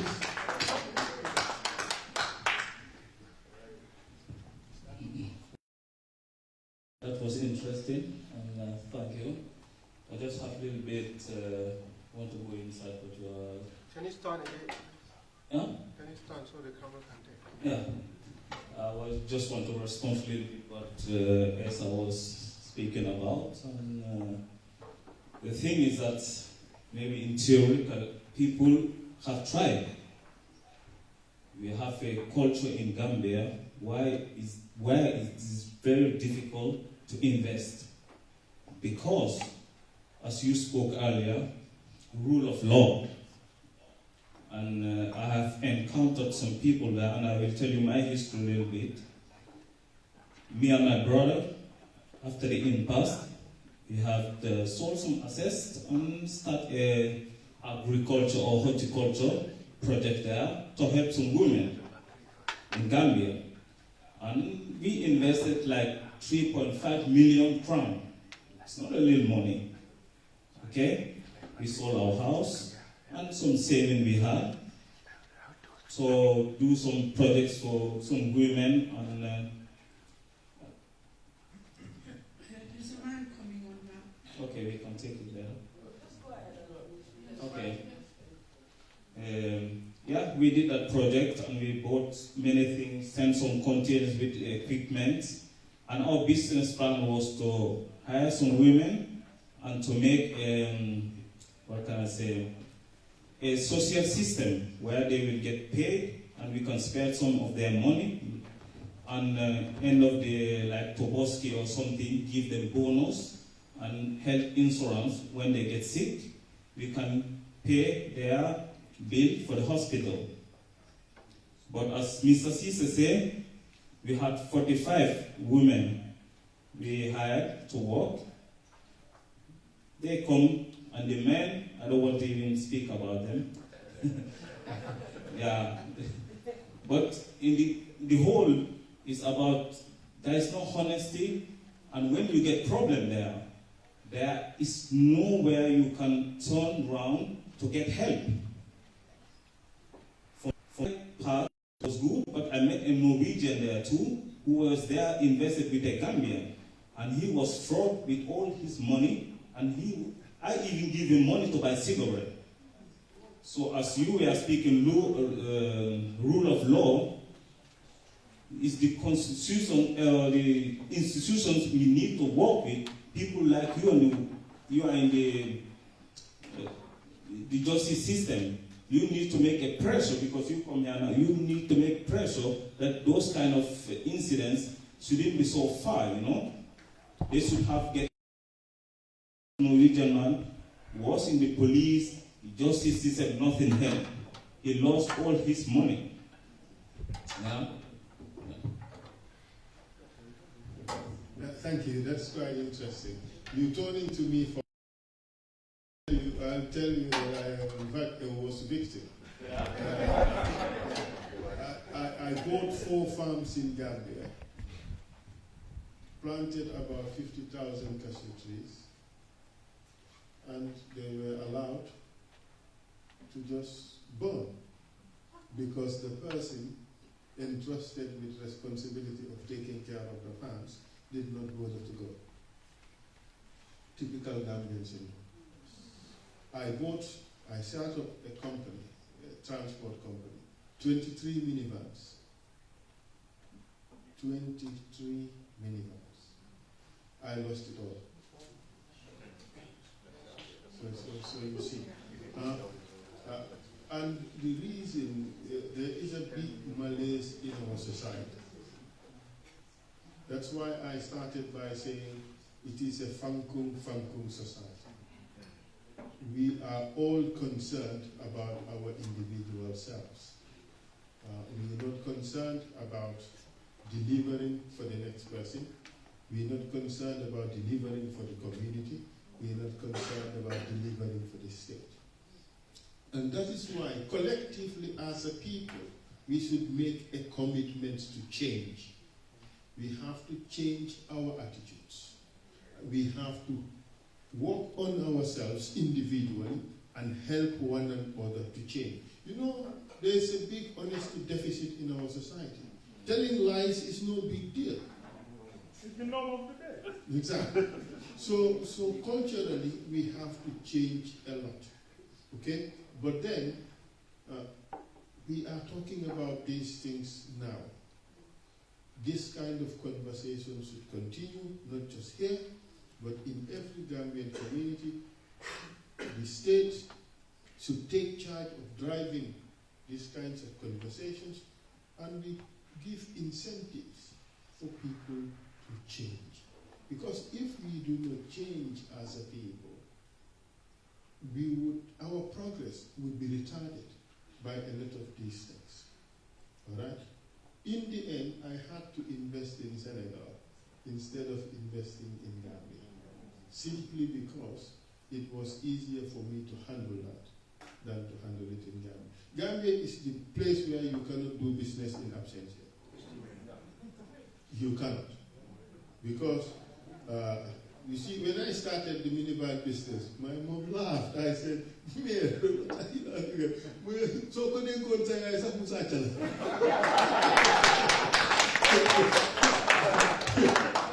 and indeed, that happened.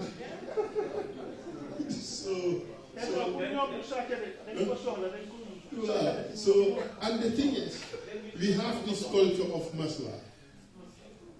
So it means that I could not go anywhere to complain. Let alone think about using law enforcement. So I go around, I see a minivan running, I know this is my vehicle. There's nothing that I can do.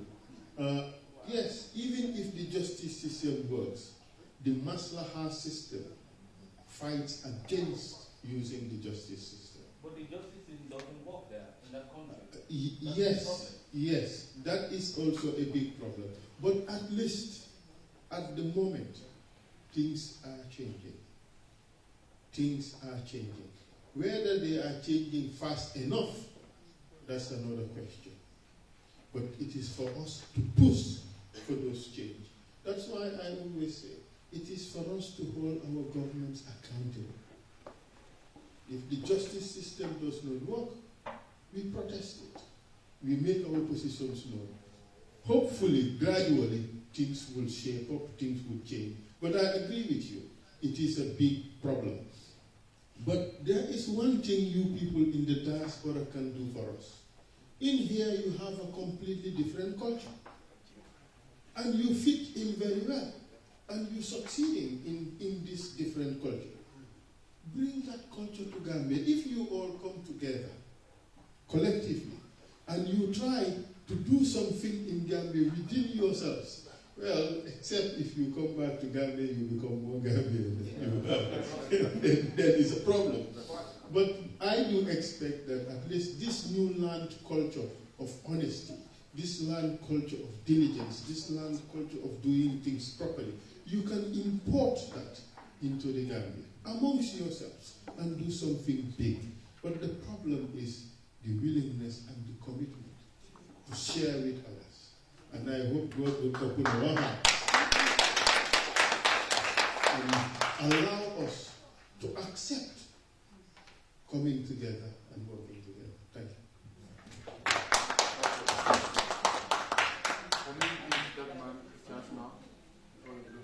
I think they're setting up.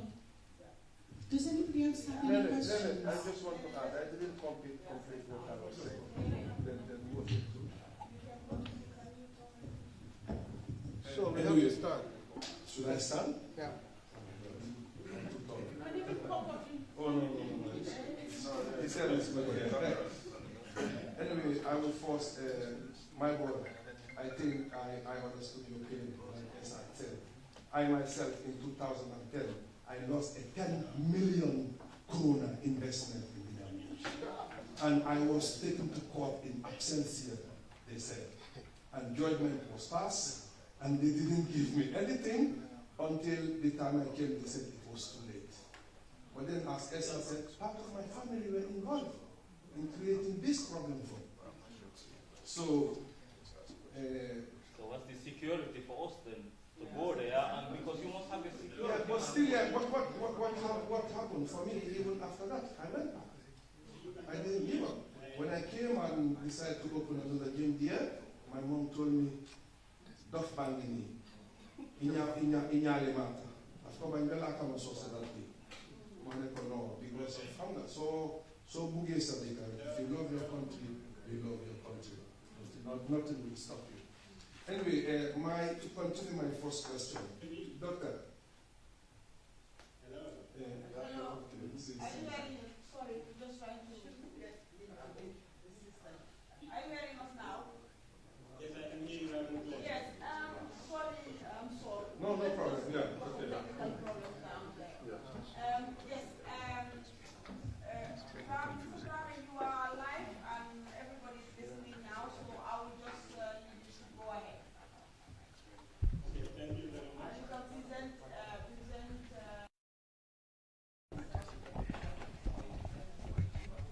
yourself. Okay, just want to know how much time do I have? We run late, so just go on because this is very important for us in the diaspora to be able to know areas of investment and areas we can invest, and then also the challenges as well, how to deal with it. So this is really crucial for, I guess, everybody's here. So just go on and then we will manage the rest of the time. Okay, but is the screen on? Are we sharing the screen? Yeah, you are sharing your screen with us now. We are seeing you doing business in the Gambia. We just don't see you, but I guess it's becoming more complicated, so we just go. We are hearing you and seeing your presentation. Okay. Yes. Yes. Thank you very much. Good evening. And I would first of all, because I was listening, I would recognize Mr. Esafal and Dr. Sisi. These people are so presenting. Lenny and Nene and Silko, these are the people I've been working with for some time. My apologies that I couldn't be there live due to some visa issues. However, I am, very happy, to definitely be given the opportunity to present to you. I would just want to set the scene, not to go into the country, like the normal presentations we do, talk about the country and all those things. As most of you are Gambians, I believe you already know some of the, things that one would talk about the Gambia. I will just go straight into the presentation proper.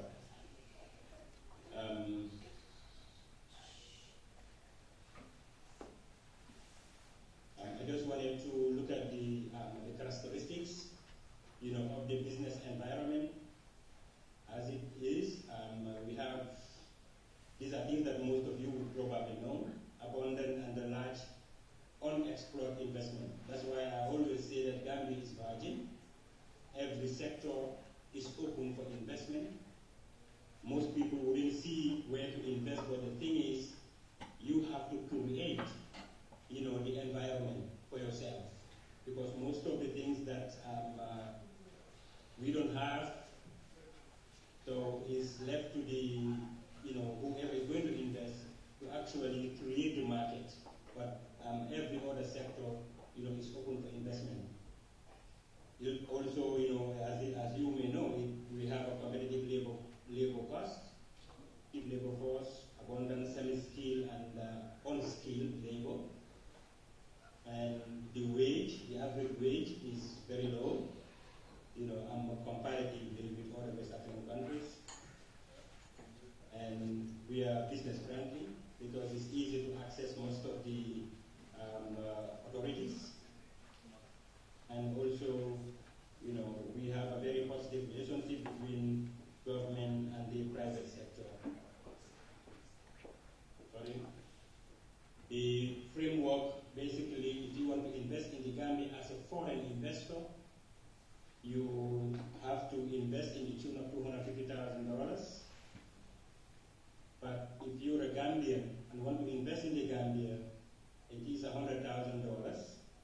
which is somewhere in the region of $5 million.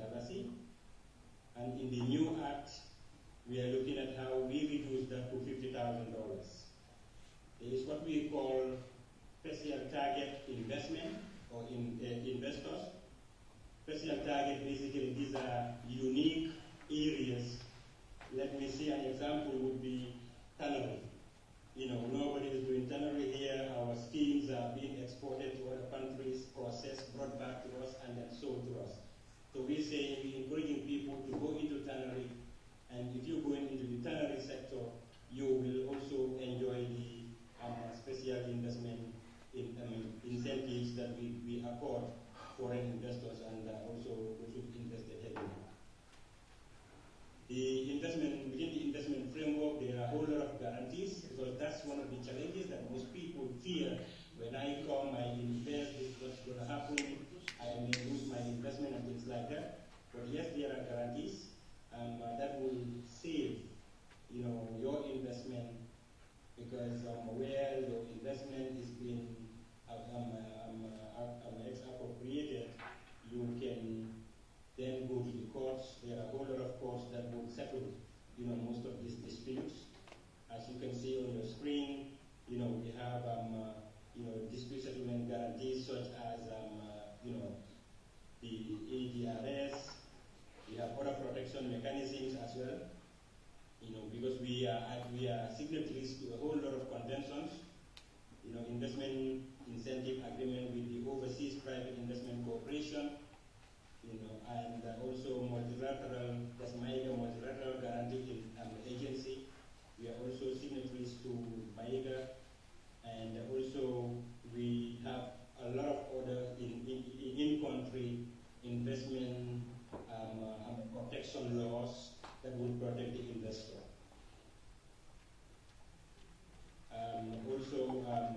We have some protection for double taxation with certain countries which are listed down there. I think Norway is in fact one of them, that we have this double taxation protection. This is where an investor from Norway, for example, invest in the Gambia, you're taxing Norway and taxing Gambia. These are things that that this particular accord will protect. And the bilateral investment treaties, we have about 17 of them, with several countries. 5 are, and 17 signed, yes, 5 are enforced, the rest not enforced. And the alternative dispute resolution, ADRS, is also, a sort of a court that also arbitrates between investors and, investees or the country as well.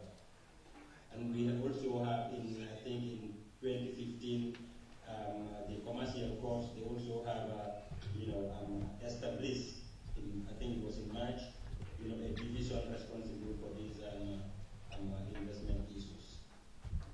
Once you invest in a country, there are a whole lot of taxes that you are exempted from if you apply for the special investment certificate or the one for export. That is, if you invest in an area where most of your produce is to be exported, you also have some exemptions.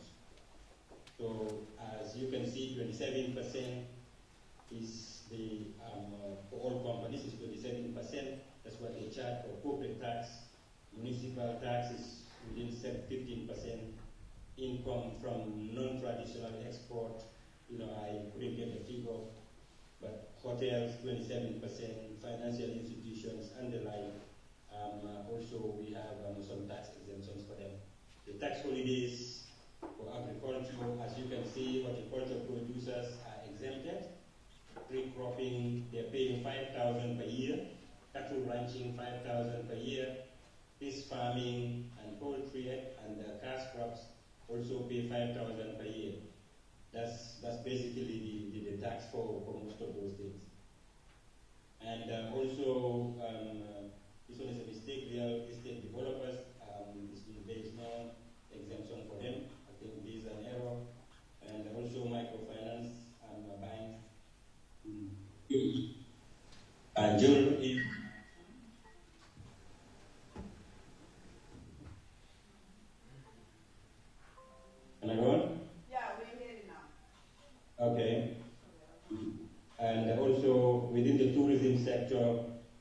depending on where you invested in. If you invest in within Banjul, Greater Banjul area, you will get 5 years exemption. And if you go to Province, it will go up to 8 years.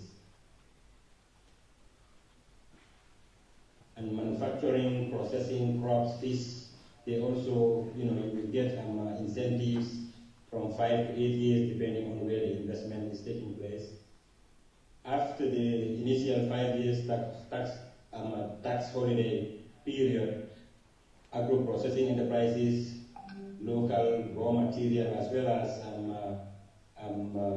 other inputs, they also have corporate tax rates fixed at whether you are in Banjul, Greater Banjul area, that is Birkama up to Banjul, or you are in the provincial regions. So also you have a separate tax regime. The sectors that are considered priority, even though I said all sectors are definitely priority for investment, there are specific sectors that government is trying to encourage people to invest in, and those are the ones listed: agriculture, fisheries, tourism, ICT, manufacturing, energy, and the like. And I will break down some of these as we go to give specifics of those of investment opportunities. When you look at the agriculture sector, crop production like cereals and legumes is an area that is also very interesting. It's a business opportunity. As the saying goes, that Gambia is an agrarian nation, and agriculture is the backbone. What we are looking at here is for people to invest in cereals and legumes, is that you realize that we are importing almost everything within these sectors. Poultry production is also one big area that a lot of people are buying into. But still now, if you look at, one can say Gambia on a year, we are consuming about 40 million eggs, and we only producing 10% of that, which is in the region of 4 million. So I think we need to look at that area as well in order to help the rebalance of trade in that area as well. Aquaculture, we are not very strong in aquaculture, but it's one area that government is very much interested in. There are projects that are helping in aquaculture, supporting people in aquaculture. So I think aquaculture is one very big area, for investment. It's very open. Agro-processing is the same, but in agro-processing, our major challenge would be packaging and labeling, and also feed. Feed for animals is also, we don't have feed mills here, so we go to Senegal to buy this feed, to buy feed for the animals, and that definitely increases the cost. We also looking at the cassava area. We have a factory here, Aspuna, that is processing cassava, turning it into cassava powder, and also exporting it outside. But the major problem is farmers to embark on cassava production, which hasn't been a very, we just do backyard cassava production, but now people are being encouraged to, because there is a buyer, to actually go into cassava production. And the same factory, they can also process soya beans and sunflower, which they convert to oil. And sesame and papaya. For example, let's look at papaya here. If you have 1 hectare of papaya, and the gap between them is about 1 meter. In most cases, you can go to 150, but 1 hectare papaya, you can at least have between 1,500 to 2,000 seedlings, and each papaya tree can produce at least 30 to 40 seeds, fruits, and each one of those, if you sell even, let's say, at $80, because they are selling these papaya fruits up to 150, that will give you about $2 million per per harvest, and per harvest would be every 6 months. So you can see just 1 hectare of a papaya farm would at least give you $4 million. So also seeds, we don't have a lot of seeds for the farmers. Mostly we have to go buy seeds, and that too is an area that anybody who wants to invest in, because NARI and the Agriculture Department, have some initiatives to support people to go into seed production. Agribusiness, as you can see, also, is one area that we are encouraging investment into, provision of service agricultural estates like that. That is contract farming. Talking about contract farming, I visited the Ministry of Lands, and I spoke to the PS Sanyam, and he said the government, or the ministry, are very much keen to support any diaspora who wants who wants land, because land, let me put it clear, is customary tenure, belongs to the communities and people within the communities. So what government can do is to facilitate and mediate between those communities and individuals who want to do farming, and they will probably go into long-term lease, or they can probably go into contract farming with the communities. So the government, the Ministry of Lands also said they can facilitate some of those things. In fact, we were going to record, the PS speak of some of these initiatives, and then we will play it, but unfortunately it didn't happen. And also irrigation and storage facilities, particularly storage, is one key area of we encourage investment in. And also mechanized equipment for leasing. Most of our farmers in the rural areas are still doing traditional farming because we don't have implements. We don't have farming implements, tractors and the like. If one would buy some of these things and then lease to farmers, on a share basis, sometimes what they do is you will lease out to them, and they would pay you in their farming, whatever they were farming, they will pay you in that manner. Like if they're doing peanuts, they will give you certain bags, 2-3 bags or so, depending on the agreement. Or they will pay cash for leasing this equipment to them. And also marketing of agri-produce is, when you look at the agri-value chain, right from seed to table, there are a whole lot of opportunities looking at, from seed, those who do the actual farming, those who would provide logistics, transportation to go pick them, bring them to market, those who would process, these produce convert them into, for example, if you look at mango, you want to do, mango juice, mango jam, mango pickle, and mango chips and the like. So that whole chain, you see that is open. And then those who will cook this, buy and cook, those who will store it, all of these are areas, that's why I think earlier on we mentioned the storage area. All of these are areas open for investment. And there are incentives for all of those. And look at the tourism sector as well. 4-star and 5-star hotels. Those are also open for investment, and government will, tourism boards, they will make available land for the 4 stars and 5 stars. The existing also hotels, you can also invest in them to turn them into 4 stars and 5 stars. We also have within the tourism sector coaching services. That one is another issue. It's just the tour operators who are actually in that area. But I think it's also open for investment, car rental, stopovers for us, ecologies, game parks, amusement centers. Looking at river resort development, that is water sports. There isn't any in that area. Game fishing also is another area within the tourism sector.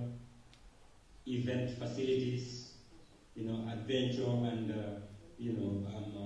eco tour packages for domestic and sub-regional markets.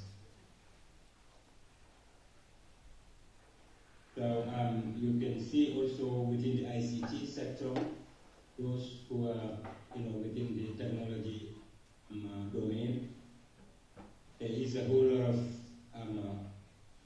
areas that are open. Electronic commerce, for example, information network operations, medical transcriptions. We have a company that's just some guys who just returned home and they started working on Innovax. Innovax is, I think they're also doing you will realize that most of the time we go to Dakar to get some real testings and things like that. But then Innovax is here also. They've invested in this particular area, and they're also coming from the diaspora. Data warehousing, logistics and management, insurance claim processing, which we don't have any in the country for small businesses, basically, and the back office operations, call centers. We don't have any. Most of these mobile operators are the ones who have small call centers just for their own operations, but beyond that there aren't any call centers that will serve international, because you will realize that recently, sometime a couple of years ago, all call center services were outsourced to areas like India, and Middle East. But there's, I think, a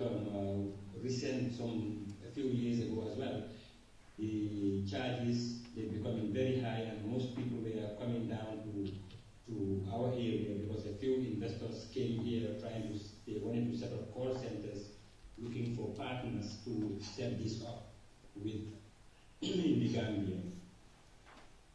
And the services also, we identified transport, mass transportation, scheduled bus systems, passenger rail transport, river transport system. These are areas that are very open. Anybody can come into these areas, and all of them will attract incentives. Then you have in the financial domain, microfinance, providing loans to small businesses. This is also an area that we're looking at very closely. The microfinance institutions, the cost of providing funds is a little bit high, or not little bit, is high for most of the small businesses. And we're looking at how we open it up so that the cost will at least go down. Health, in the health area as well, testing equipment, and the mobile clinics. These are all ideas that a lot of people, investors would come and want to venture into these areas. But still now, I believe, we haven't seen much coming up in these areas. Pharmaceuticals, and we have Toscani, we have Looming Up, which is a Chinese investment that just started. And I think, Toscani, as well, they've been around for some time, and they're trying to produce medication, and then, just to make sure that we have the drugs that we need in country. Education is also very open to have specialized schools for all kinds of schools, basically, because our education system is a little bit behind, looking at other countries.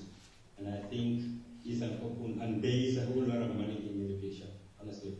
And if you open nursery schools, that very good nursery schools, and the daycare centers, and also specialized schools for people like the very intelligent or engineering or mathematics, these are areas that a whole lot of people can invest in. Energy, undoubtedly, everybody knows that it's a problem area for Gambia. And there are PPP partnership arrangements within the solar and wind energy with government. But energy, I think, as it is, 50 for investors vying for the energy sector, but still now we, government, headed by Nordic, looking at a roadmap for this energy sector. But most of these people will tell you that they have their own funds. They just want to be given the access so that they can invest in the energy sector. But still now, our energy area is definitely a challenge. That's why I'm looking, very fearful that before we finish this, this presentation, I hope light doesn't go off. General infrastructure, agriculture and industrial estates, roads, rails, and ports. These are PPP arrangements with the PPP department as well. Real estate development, though doesn't have incentives, but it's one area also that is very open. And manufacturing and textile basically is one area, textile and garments, tannery, pottery, and packaging. These are investments that are not very expensive. You can invest in them with even between $5,000 to $10,000. You can invest in these areas, and they are very lucrative areas as well. The tannery, packaging, and pottery. Fisheries, we are very much encouraging aquaculture, fish canning, and fish meals. Waste management also is a problem. The KMC, for example, in the Congo areas, is really addressing but not actually processing the waste into energy or other areas. Mining, also sand mining and salt mining. For example, when you look at a village like Dasla Medoka, they have salt in abundance, at least 3 layers of different categories of salt. And salt, when you look at the value chain, it is used to melt the ice, it is used for medicinal purposes as well as home use. And if we have that abundance, if you have a processing plant, you can now begin to do iodine for medicinal purposes, and also grade the salt into different grades depending on how strong it is. So, and also even exporting to Europe to melt ice and things like that. So, because I can see the Kaolack are doing very well in that area, exporting to France, and it's a whole lot of money for them. And storage tanks, that is for fuel. These are also areas that we are looking at, inviting investors, and they all attract incentives. In the financial sector, we have a lot of banks, and there is a whole competitive cycle with, lending policies, but these are definitely not very interesting for micro, small, medium enterprises. And when you look at our ecosystem, 99% of our businesses are within the, from the medium enterprises coming down. Large businesses, the ones we call large businesses, are mostly small businesses, based on the definition of, medium and big businesses. Growth in insurance also is one area. The insurance industry is one area, petroleum insurance and things like that nobody is doing. And the micro MSME insurance also is also nobody is venturing into it. So just to give a recap of most of these things, looking at the incentives, we are saying that any new established investment enterprise that falls within any of the priority sectors listed earlier on shall be granted a tax holiday in respect of its corporate or turnover tax, depreciation allowance, withholding tax on dividends and the like. And also, when you, in order for you to attract, access these investments, to access these incentives, within any private sector, you have to at least, invest $250,000. This is over a period of 2 years anyway.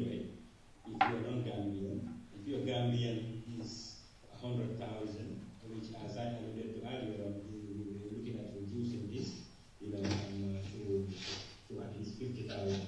But that will come in the advocacy, we'll be doing our advocacy for incentives to be revisited. Import sales tax for direct inputs, manufacturing plants, construction material, and spare parts. All of these, if you're importing anything, you will also be exempted from the import sales tax, for direct inputs as well.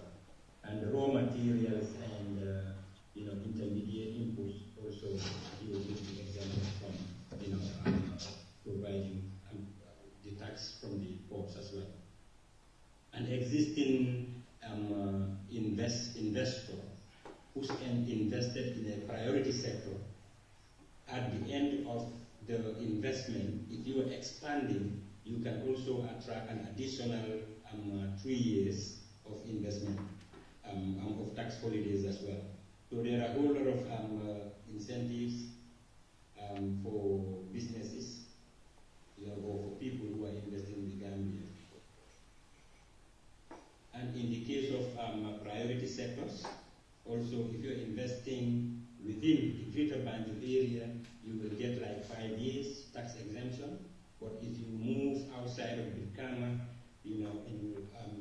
outside of the Greater Banjul, it will be extended to 8 years. So just to encourage people to also invest in provinces. What we've done recently was to meet with the governors of each region, trying to decentralize investment so that each governor will have land within their area, and when investors come, we can link them up so that they invest in their areas, and that will also help decentralizing the investment so that everything doesn't just circle around the Greater Banjul. That's why we are giving them 8 years if you're going to provinces, and the governors are willing and ready to mediate between communities and investors to provide them land so that people can also go into the provinces and invest in those areas. And that's basically the investment areas that I thought I can bring up for some of the priorities in the framework of investment. As GAIPA, what we normally do, I just give you a snapshot of what GAIPA does, is we advise investors, help them to qualify, because most of them will come not knowing what to do in order to qualify for these incentives. And also we give them business advisory. If you start your investment, we can assign you an advisor, somebody who can handhold the investor every step of the way. And we also link you to financial institutions in order to support you, and also we help in investment management. We do have a very extensive export program. EPZL also, export processing zones license is also another license. If whatever you are producing in the country, you are exporting 80% of it, in that you will also attract investment. Incentives within those areas. And we will help you in how to qualify, looking at AGOA in the US, and also looking at the everything but arms for the European market and things like that. So those are areas that we also do. We also do a lot of advocacy, like I was talking about, that we will help the diaspora in accessing land, in accessing factory cells, which I alluded to earlier on. Went to some of these ministries. I had a talk with most of the top guys, and they were all very amenable to supporting, diasporans to at least invest in the country. And to that end, we are looking at probably, most likely, having at least piloting 5 investment areas for the diaspora, which I will probably put in a booklet, catalog it, like what we call profile 5 areas or 5 businesses that we can sell to the diaspora, so that it will be within the range of $25,000. And then, once we concretize that, you can invest in that area, but we'll have to do this in tandem with other ministries, for example, land to give us that particular land, or the factory sale from Ministry of Trade,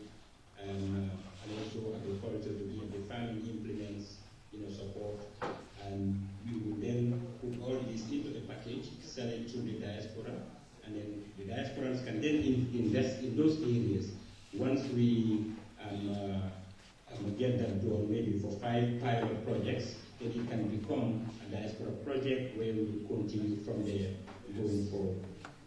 Yeah. Okay, I think I will leave time for questions and answers.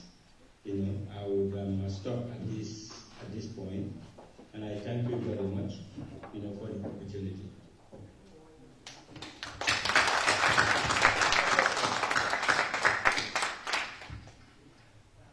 Mr. Momodu Drame, thank you so much for your commitment and the time you've taken to present this wonderful presentation. The floor is open for any questions to Mr. Drame before he can go and rest. It's a Sunday in the Gambia, and we really appreciate the efforts he's made. Yeah, we just use the mic so that the... Can you hear me? I can hear you, but I couldn't hear the person that was just talking. No, he was talking in the background, so you didn't need to hear that one yet. No, I can hear you loud and clear. Yeah, do you hear me? Yes. Mr. Dembanjai is a businessman he's in Sweden. He's been doing a lot of initiatives in the Gambia with the DEMREC and the Sabiji project, and also he's doing some marathons as well. Can you stand up, please? He's called Dembanjai. Go ahead. Good evening, Deborah. Yeah, thank you very much, Modu Drame, for being here with us and giving us this explanation about your institution, Diaspora. Okay. Yeah.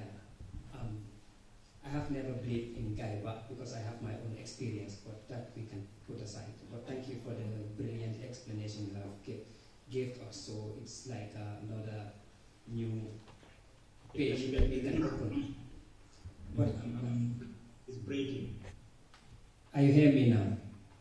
Yes, I can hear you. Yeah. Let me just go quick to the question.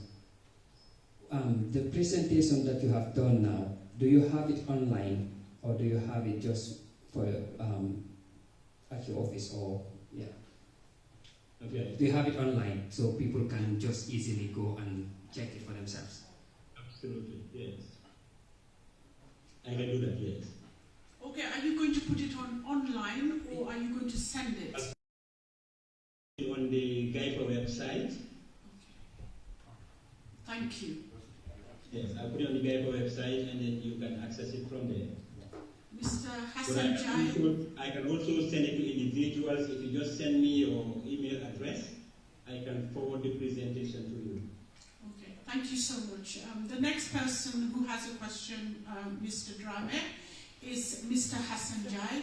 He's recently just arrived in Norway and he's doing his PhD here at the university. Good evening, Hassan. Good evening, Mr. Drame.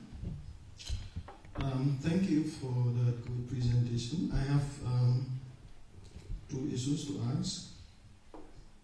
The first one was during the earlier presentation, they stated that there were some Gambians, ministers, and even the vice president, I think, that came to Norway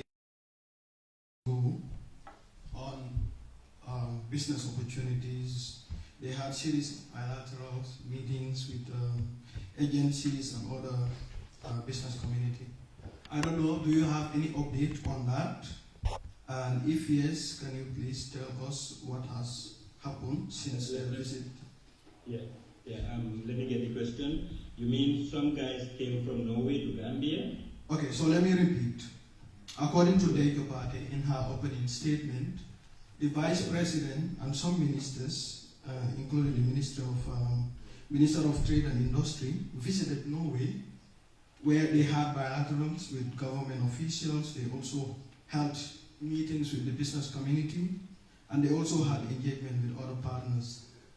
Yes. So I just want to know, GAIPA being the business arm or investment arm of the government, do you have any update as to what those meetings, whether they yield any dividend? And I also understand that some Norwegian investors also visited Gambia for potential business opportunities.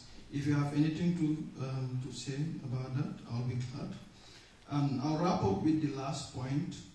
During your presentation, you presented a framework about the investment environment. We have all these regulatory and legal investment opportunities. We are part of international treaties, but we know that on paper we have all this because the experience from the Gambian government, so many businessmen and women were driven out and they do not have any opportunity to seek redress. In fact, 2 Gambians here also stated some of their experience where they invested back home and they lost millions of dollars. And there was nothing that the state could do in terms of helping them to recover some of their investment. So perhaps you could also clarify, we could have all this beautiful investment regulatory environment. We can have all those treaties that we've signed up to. But if we don't have the legal arm to protect potential investment, I think it will be a futile mission. Perhaps you could say something on that. Thank you. Yes, thank you very much. I will start with the last part of your question. Yes, you can see that, in the previous dispensation, a lot of people have been victimized, and some have some suit redress in international courts, and all of them who went to the international courts actually won. And that cost this country a lot of money. Is over 40 million that was paid, in redress to institutions who were expropriated or, of similar nature. So you can see that those who sued redress in international court, all of them, were compensated, by the government, and that definitely made a big hole in our coffers. Yes, as you are aware, in the previous dispensation, a lot of these things were happening. A lot of them where the president would even like the shrimps factory. You go there, you see what they're doing, you love it. The next day you just send, some military guys there. You send some military guys there. They just go and tell the guy that, the president wants this place, so you can't even enter into your own factory. So those things are happening, and that's what it was. But the law was very clear. All of those things were there, and we thought, that it depends on people who can, definitely seek for redress. So the other part of your question is, yes, we have some investors that came here. Yes, they came through Gaiba, and what we did was to look at these investors. We had MOUs with them, and that's what initiated, the forum that we had. Within this forum, few people had linkages with them, and these few people also were able to start, some businesses, not many though, because we had, I think, leads, at least 14 leads, of which is about 3 or 4 of them who, became, viable businesses. And I didn't quite get the follow-up on them, but at least we were part of the process that a few of them came through. So, not a very big number though, but I think at least 3 of them, had started something with these Norwegian companies. Even there is also a recent one, some Norwegians that came, in agriculture, one of them in agriculture and fish farming and the like, and they were working with the Ministry of Agriculture. I did not have any updates as to how far they've gone, but yes, some of the Norwegians and also from Belgium, came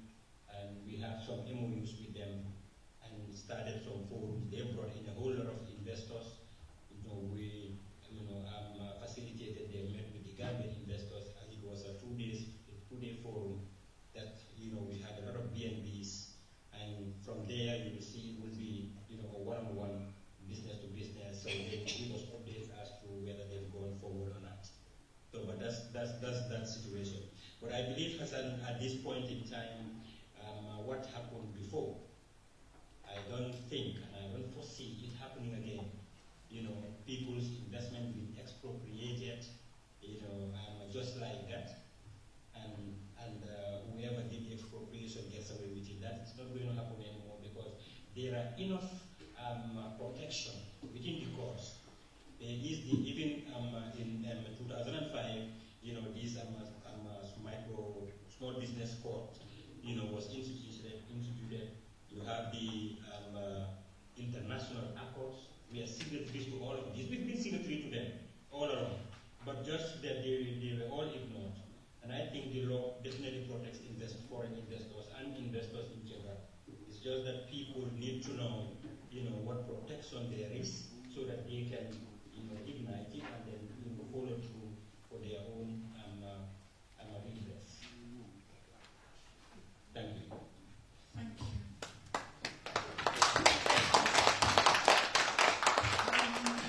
We're running a little bit late, but Mr. Sambu can just have a final question, and then we move to... Sorry? Yeah. Mr. Sambu has a question for you. Okay, Mr. Sambu. Welcome, Mr. Sambu. Thank you. Thank you very much, Mr. Rame, for your presentation. I don't know if you can remember me, but I've been in contact with Geico years ago, pertaining an investment within the energy sector. Hello? Are you hearing me? Yes, I can hear you now. I said, I don't know if you can remember me. I was there, in contact with Geico a couple of years ago, pertaining an investment within the energy sector. In the energy sector? Energy sector. It happened to be one of the biggest investment proposals ever in the energy sector, with a Norwegian company. I think by then you had like Abdullahi Haidara as the, if you can remember me. So. Yeah, 20 years ago. But anyway, with regards like investment incentives, I think it's different, like the impact of these incentives is different depending on which kind of investment it is. Yes. So in this case, when we're talking about PPPs, like public-private partnerships, in trying to attract these people, as you rightly mentioned, within the energy sector, there are like more than 54 investors that came like to invest in Gambia, but it's not happening. And there's a reason for it. If the environment is not conducive, and based on my experience, we have negotiated a contract which we believe still yet is on the table of like the Ministry of Energy and Finance, and there are a lot of ministries who are aware of this contract. And if we see government entering into like unsolicited contracts, are you hearing me? I can hear you. Yes, government are entering into unsolicited contracts like the car powership we have now, and if you compare that contract with like the contracts that are available, especially like the agreement we have, like we've reached like consensus on most material issues with regards to PPA we were negotiating. And I've been contacted by many ministers, high-level authorities with regards to this investment, but nothing happened. But it's still under their table. And comparing that contract with the contract they've just signed, you'll be talking about $300 million difference. You've signed a contract that is like $300 million higher than a contract you have on your table. And with regards to investments, attracting these investors, what I've seen is like the reason these investors are normally not investing is because of the risk profile of the country. And mostly the demand guarantees, payment guarantees is the bottleneck to investment within the energy sector, and everybody knows that. And at the same time, you have like institutions like the IMF and World Bank coming with policies, and the Ministry of Finance coming with policies that are counterproductive, saying that, for example, government is not allowed to provide guarantees for state-owned enterprises, yet still we have institutions like GAIPA using taxpayers' money, promoting investments, knowing that the investors are not going to invest without guarantees. I mean, I think that is counterproductive. And that issue needs to be dealt with. So my question is, 54 investors coming into the country and nothing is happening, then you have to ask yourself why they are not investing. If you're going fishing, you have to use the right bait. All these incentives being written is all good. But we know that, it depends on the design of these incentives and the application. And most of it is discretionary.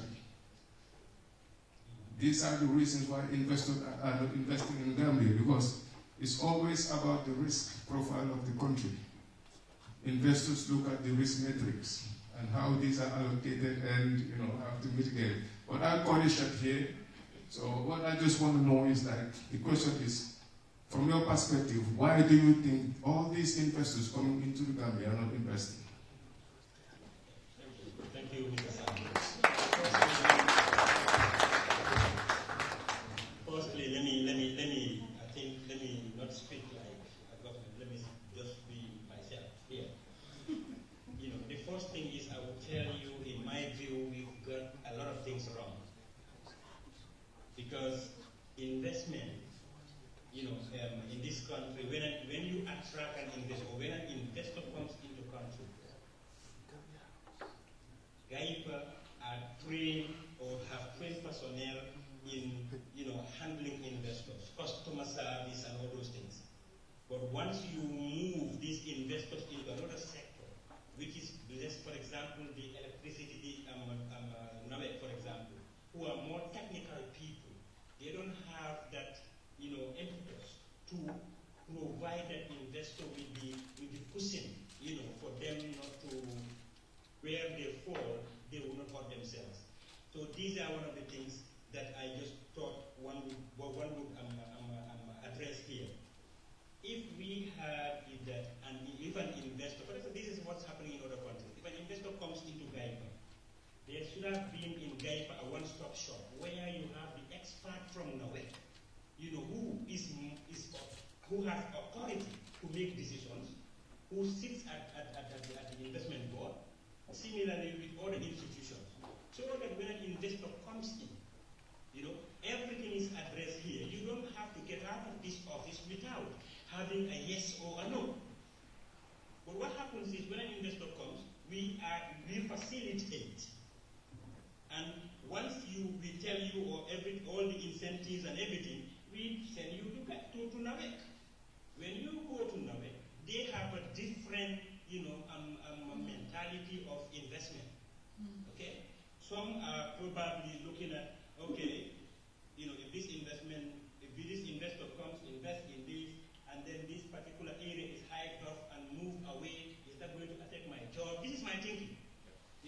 And a whole lot of other things will come into play. And mostly we will send investors to them.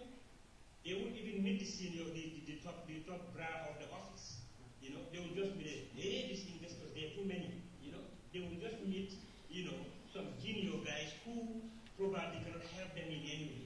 All of these we encountered. But if we had a one-stop shop, bring the expert from nowhere to sit in an investment board who can make decisions. The guy from agriculture, the guy from fisheries, the guy from environment. All of them sit here. An investor comes in there, and then we will decide whether we are going to give you, a sector of the electricity, whether be it transmission or whatever. They can give you something and say, you should be responsible for this. If you ask me, I was going to decentralize this whole electricity thing, and then people compete. Let Banjul have their own energy provider. Let's say Rakunda, Batao, all of them have. And if the guy in Banjul doesn't give me what I need, I should have that, link to move to the guy in Batao, because they are all on the same grade. You see, that way we will, most of these things will stop. But I can see that 99%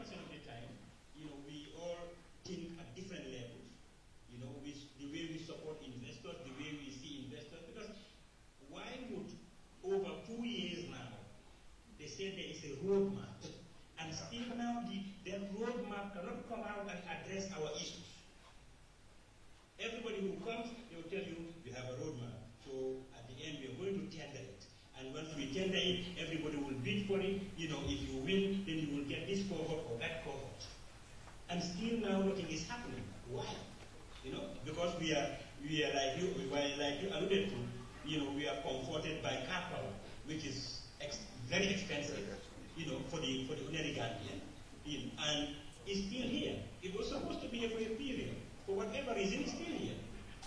And it's not that we lack people who can put money in the electricity and energy. We have some companies that will come and tell us, we don't need your money. We don't need a guarantee. Allow us to invest. And we will invest. We are coming with our own funds. Okay? We have all those people coming in. We have even Gambians who have partners, who say all they want is they will even, help with the grid. Because the grid is the major problem. They are saying that, if I give all these companies to produce energy, we will not be able to sell it because the grid will not be able to handle it. And grid until when? So these are challenges that we need to, sit together and address them.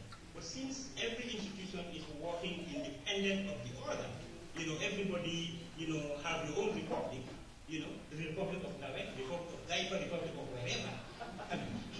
Everybody is trying to show how powerful you are. We are not thinking, or we're not coming together to work together, and look at the bigger picture that is to provide energy for the Gambia. We will be in this combine. This is my view on that particular thing. It's not like, I am with you in the sense that, we should have been able to address this energy issue because it's not sort of investors. We are not sort of investors in the energy sector. So that's one of those issues. Looking at also, like you said, the World Bank or some of these people from the US, coming in. You see, the challenge there is this. Yes, you're coming from the West. You have an experience, but for us in Gambia, we are stuck with this book knowledge. This is the way I read it, that's the way it's going to be. We keep forgetting our local circumstances and adapt these projects and things that they bring to us. For example, I'm responsible for the micro, small, medium enterprises. A whole lot of businesses, projects are in country. We are saying that we are trying to support small businesses. Yes, things are happening. Of course, things are happening. But look, are we getting the desired results? The reason being, everybody out there, that EU fund that is slated for Gambia, every other person would write, or every other project is written, they would come, and mostly it will be capacity building. We've built capacity of over 4,000 to 5,000 people. Now, if any investor is coming in, or if any project is coming, it's supposed to provide, the plug-in. If somebody's capacity is built, what they need next is give them the equipment or the funding so that they can grow, they can employ other people, rather than come again and start doing capacity building. Everybody's going to do capacity building. Capacity building what time? And all of them is saying, EU or World Bank or these people, they don't accept to do this. UNDP don't accept to do this. So these are some of the issues that we are faced with. And what we are saying is, can we, look at what we need as a country? Not somebody else come and tell me this is what you need and I accept it. We have our own challenges, true. But what we need, we all know. So when you come with something else, I want us to, say, okay, this project is here. It is supposed to provide equipment, or it is supposed to provide seed funding for our businesses. Rather than you come do the training, somebody else come and do the training. I've seen people like Javier in here. They've been trained on the same thing 4-5 times. How are you helping that person? So these are some of the things that we really need to look at and address them. Not just to accept anything that is brought on the table, but you see, 99% of the time when these projects come, people just accept it. You're thinking that, these people are helping us. They're not. These are funds that were mobilized for Gambia. If you tap into that basket to come and help Gambia, then we should have a say. Not you come and tell us this is where we're going to put it and we just accept it, hook, line, and sinker. So that's not the way it works. So these are some of the, definitely the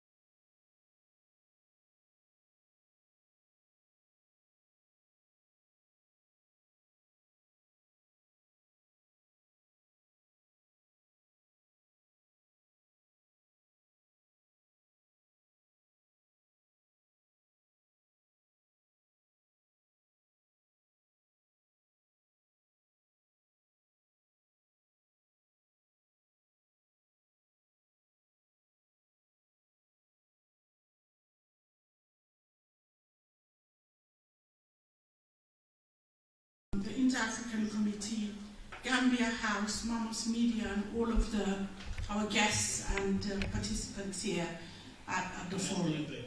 Thank you very, very much.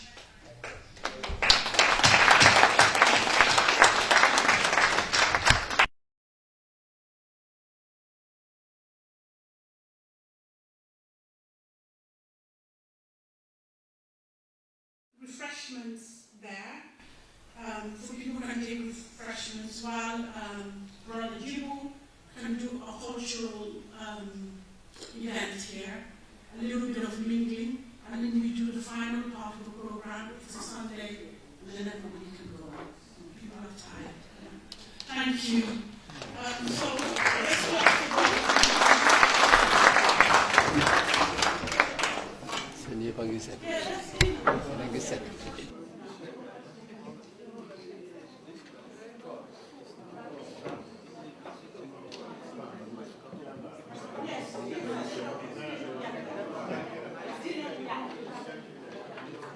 That means that this is the dinner. The dinner on the program is what you're having now. Yes.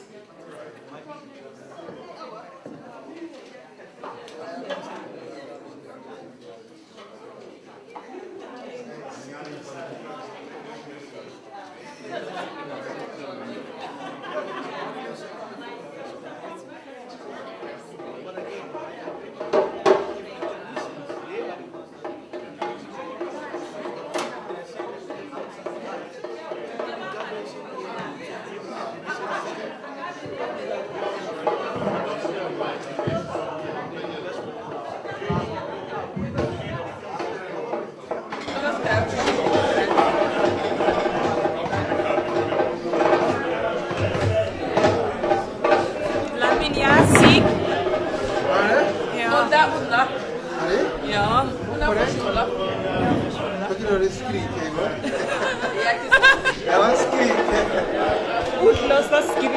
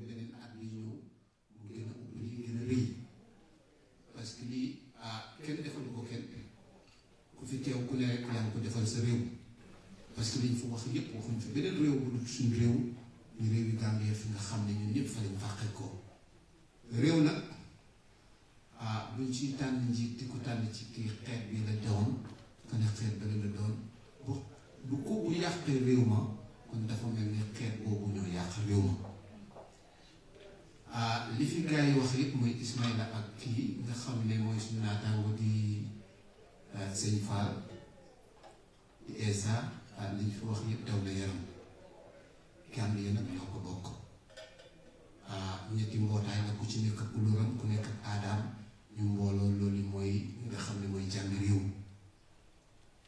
couleur nag bu ñu ko déggee mooy ci waaso bi nga xam ne ñi dañ xees ñi ñuul mbootaay nag ak aada ak cosaan bu ñu ko déggee mooy làkk soo demee fi nga xam ne mooy Norvège dangaa dégg norvégien lañ Gambien di war a nekk Gambien kon nag ñu ànd booloo loolu mooy yóbbu réew mi ci kanam jërëjëf dinañ continuer suma xarit suma doomi ndey di moom tam kenn ci waa Afro Mbalax mu ngi jóge ba Sweden ñëw pour màggal bés bi parce que Ndeye Mbodjam nag ak Ndeye Jabaate dañ nekk ñoo xam ne nii ñu jàppale ñëpp lañ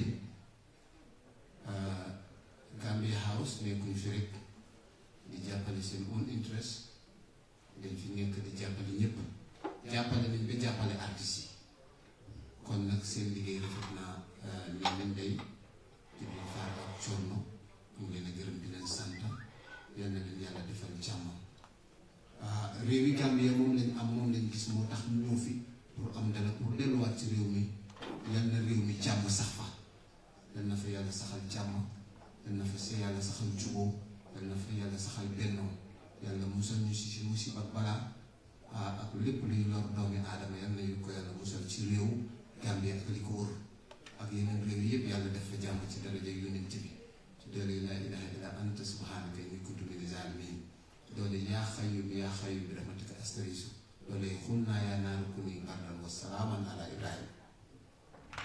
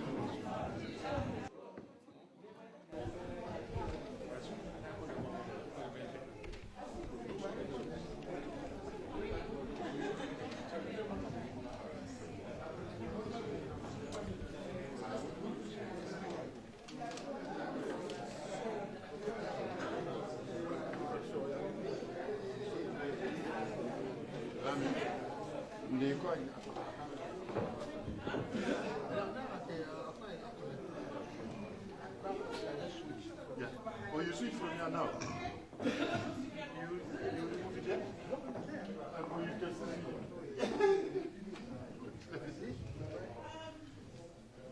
yeah, that's So we just start now. We'll wait till you sit down.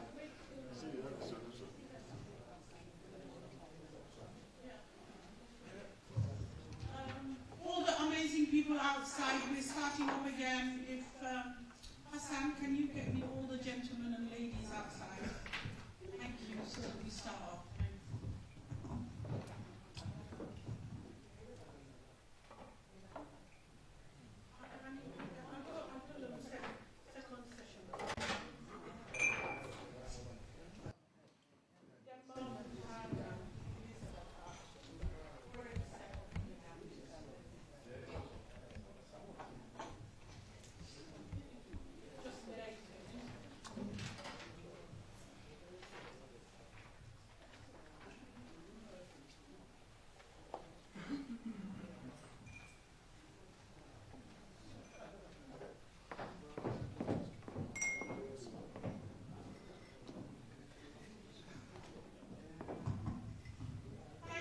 Everybody, we'll resume now to the second part of the program. And this is a plenary session whereby we have these amazing ladies and one amazing gentleman who are basically going to give a brief account of their experiences of Gambian as Gambian Nordic diaspora entrepreneurs who are setting up in the Gambia. Not only in the Gambia, but they've set up here and are considering Gambia as well. So the first is Janke Jai. She is the CEO of Jagger Designs. Everybody knows Janke, obviously. She doesn't need any introductions. She's a very enterprising, a very focused young lady who is a shaker and a mover in the Norwegian fashion industry. But what makes her designs so special, they are their blend of both African, they're outfits that you can wear to any function. They can be European and they can as well. That's what makes her designs very, very special. And that's interesting because that's great for youths that are born and bred in Norway, but at the same time know appreciate their cultural heritage as well. So please give a warm round of applause for Jankin Jai. She's going to explain a little bit about her. Thank you for such an amazing introduction. And first and foremost, thank you for inviting me. I am honored to be here today at such an important platform. Hear so much and gain so much knowledge from my uncles, my elders, and my brothers. So first and foremost, thank you. As Nana mentioned, I established my first company at the age of 18. That's when I established my clothing line. And what reflects Jargo Designs is my identity. Is where Gambia meets Norway and where Europe meets Africa. So it has been extremely important for me to gain knowledge about Gambian fashion, Gambian industry, Gambian business, and also knowing how to combine that with the Norwegian. With me being born and raised here, it was obviously easier for me to gain the knowledge of Norwegian fashion, but also getting older and being more curious about my roots, about going back home. That is something that kept reflecting in my brand. So we have been producing in Poland and in Italy, and have finally decided to move our production back to Gambia. So I am very excited about that. What is equally important for us is not just to move our production back home, but to also be able to be a part of the development of Gambia, and also of the young females in Gambia, which is my heart case. So we will hopefully be able to also run an academy where we can have internship for young females to also gain knowledge of production of clothes. So it will not be just working with tailors who have already gained that knowledge, but also empowering young youths, females, and giving them knowledge on how to produce clothes at a standard that holds not just for Europe, but for the rest of Africa as well. So that has been very important for me. I have seen Ghana, Nigeria, Senegal doing really well in the fashion industry and producing in their homelands. So I think it's definitely time that we create that for Gambia as well and contribute together to put Gambia on the map for fashion in Africa.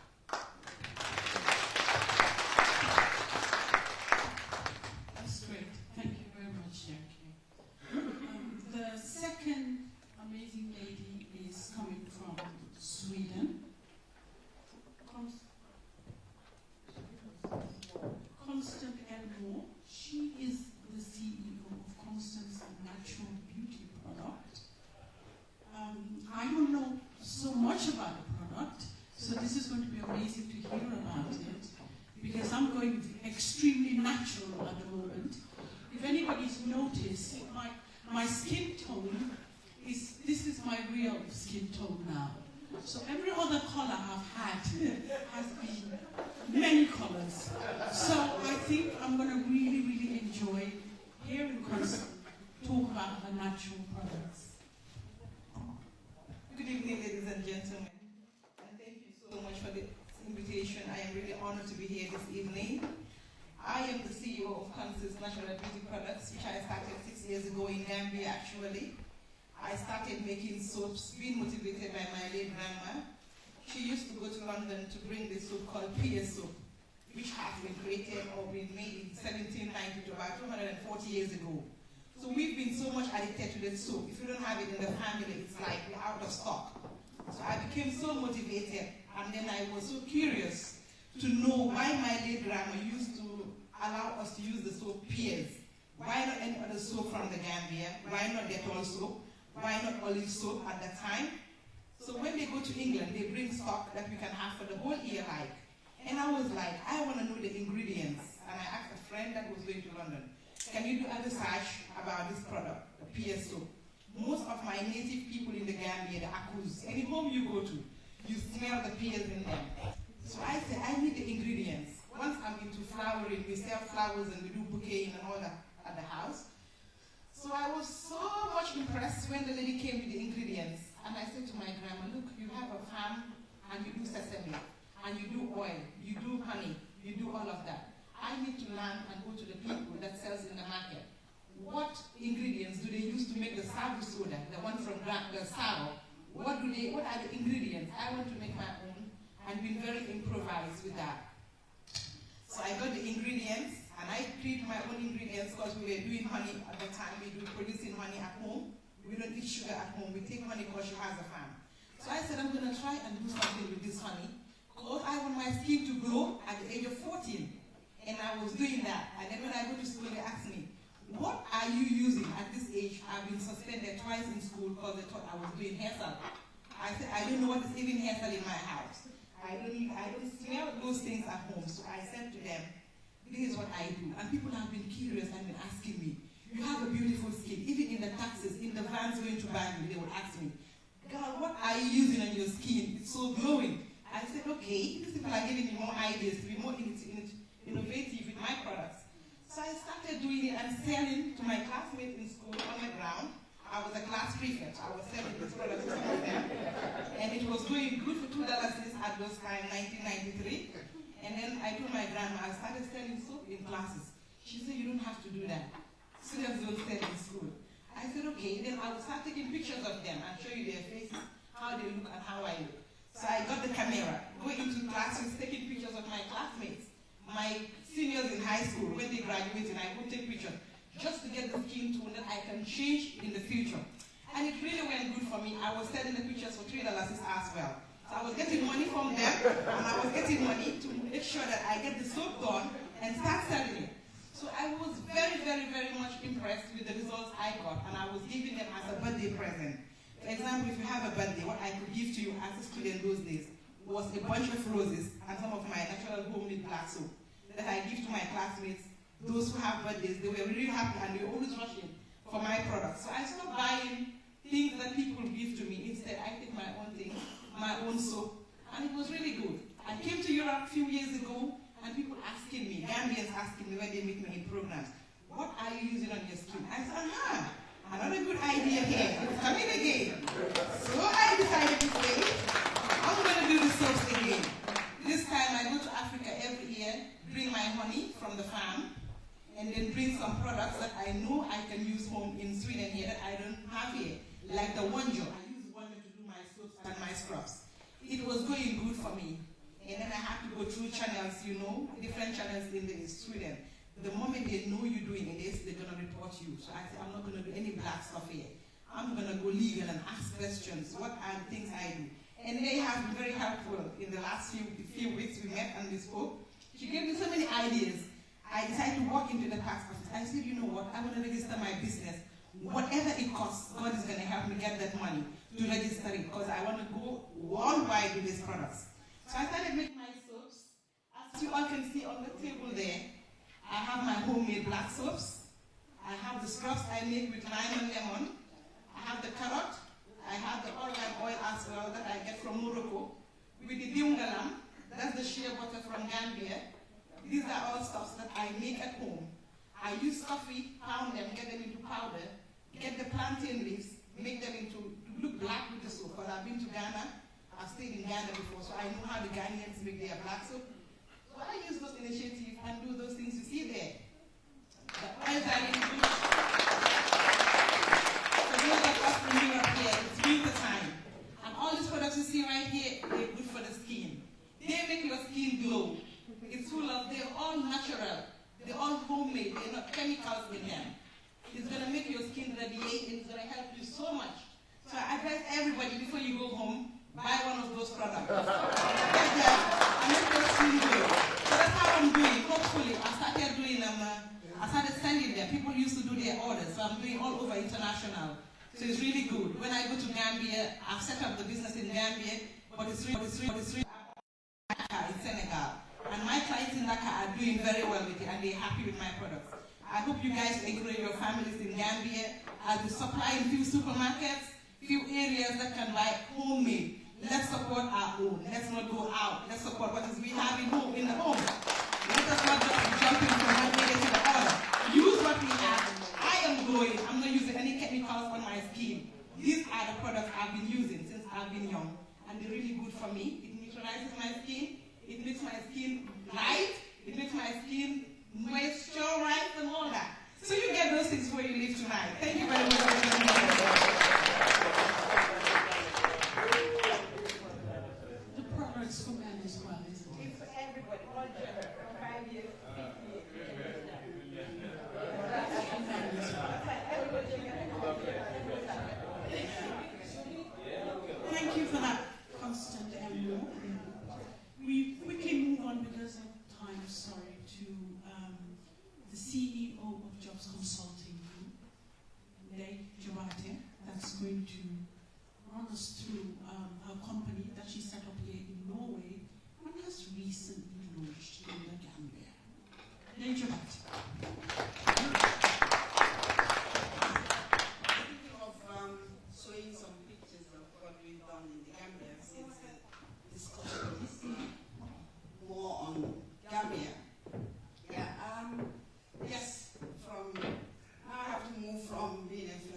happy to be a businesswoman. So you can see Constant is selling her business, but you can see the need where you should support me. Because I don't only look for profit, but I also invest those profits back home to help. My name as a businesswoman, I started I've been very much interested in business because of my father, who has been very entrepreneur and pushed me. I used to do summer job. My father would sell us when they had containers coming in the ports. He used to give us summer job and we make money. We used to enjoy those monies because they were a lot as a kid. And I started building interest in that, and having a father who had so much high expectations and high standards as well really pushed me. Then I had a job in Ghana. I went to work with the UN, and I thought, if I'm going to leave this job, I want to move into my own company. So I started 2 companies in Ghana. And I think it was Esa who talked about distant managing companies in Gambia. I also had that experience in Gambia, and I call it remote control management don't work. And I started KLM Printers in Ghana. We were the leading printing company in Ghana, employed 9 people in Ghana. It was doing well. Then I have NJ Clothing. I've been in the clothing company, online everything, and also it has 11 employees it had with a shop, and everything was going well. When I quit my job, came back to Norway, I thought I could remote control manage it. It didn't work. I end up feeding the company even when we have contracts. I have to pay. I was still thinking I can allow it to survive, but it didn't work. So I end up one day I just said, close everything down. And my mom was furious because I was planning to expand into Gambia because the printing company, we were the first SAB printers in Ghana. So I was assuming Gambia is a virgin market to go in, and my mom had that dream that those companies are coming there, especially clothing. So I just closed everything down and then came back to Norway, went into full-time job again. And then one day I just decided I have to open a company because when I look at the situation of the immigrants, employment and jobs was very difficult. So I decided to open up jobs consulting. And at the beginning, I went into remittance actually to build my capital, get myself started, and that's how I started the company. And basically, we are more into human resource development, business development, organizational development, project development. That's basically what we do. And I kept on telling people that I feed on this. And this is where I survive. I float with this business, and I started this in 2011, and we're still floating. But then this year, something new happened, which I will just take you guys quickly. Since I started working with Ned, Quickly is the quick word because I'm going to cut you right now. that's what I just okay, let me go quickly. I'm just going to do it quickly. You don't know this woman is not yeah. So I just to say, this year, yeah, I'm sure a lot of you people have been seeing this on Facebook because we have, my MD is very good at advertisement and stuff. So this year we were just talking, then they said to me, why wouldn't you go into Gambia? Because there are lots of things already one is doing, because we've been helping businesses, young entrepreneurs in packaging, we've been helping them in designing some of their products, we've been helping them as simple as logos as well. So and then I was like, why don't you go in? And I said, no, Gambia, that's like putting all my money, and I need this money, I cannot be putting it in Gambia, and then what? It won't generate anything, it will be cost. So let's just focus on Gambia House and let me just leave the company to do what it has to do and survive here. But then she insisted, she really pressed, and then I said, okay, let's try it. So we started jobs consulting, Gambia. If you look at this, I just wanted to see if I could go into the website quickly, Nene, before you stop me, or I can just explain. Yeah, we started a Bemanning Bureau, those of you in Norway, an employment agency, where people can go and look for jobs. At the beginning, when Nene was telling me about that, I died at some point after being convinced, but still I was like, where would one get jobs? There are no jobs in Gambia. So how do you open an employment agency when there are no jobs? You open employment agencies when there are jobs, but I don't see any job in the Gambia. So I decided, okay, we will have local jobs on the website, and our website is www.jobsconsultinggm.gm. We designed the website in a way because I was so insecure that we wouldn't find any jobs in the Gambia. So we have the local jobs, international jobs that Gambians can apply. We have funding where Gambians can go and apply for funds. And then you have scholarships where Gambians can go and apply for scholarships. So we divide it into that section just to make sure that we cut across the market. To our surprise, we launched it, when was it, in June, July, August? And we were surprised people were using the website. I think by August, we had 7 people who got jobs from our website. Then we have 3 people who got scholarships, 4 who got scholarships at that time. Today, as we stand, we have 15 people who got jobs from our site, 7 who got scholarships today. And that is based on because we went to Ghana. So through that process, that's how the UN Peace Building Fund and the International Trade Center saw that movement was happening somewhere, and kids are coming saying that, where did you get this from? Jobs consulting. Where did it? So they contacted us and asked us that they need help in terms of helping the Department of Labor build job centers, referral centers, and then train them how to run them. So they contacted us, and then we took it to do that. When we went to the Gambia, when you look at this is the American corner. We got there on a Sunday. Tuesday we went there to run a career center. It was deliberate because we wanted just to see the motivation, the need, and the desire. When we booked this place, we were told it takes 70 people. We went 100, and even that we had to reject people because the American corner, well, we're not very happy with us because we went above, but we were really feeling sorry for people who already came in. So we run this career, this basically CVs, job interviews, cover letters, how to write all this, and it was packed.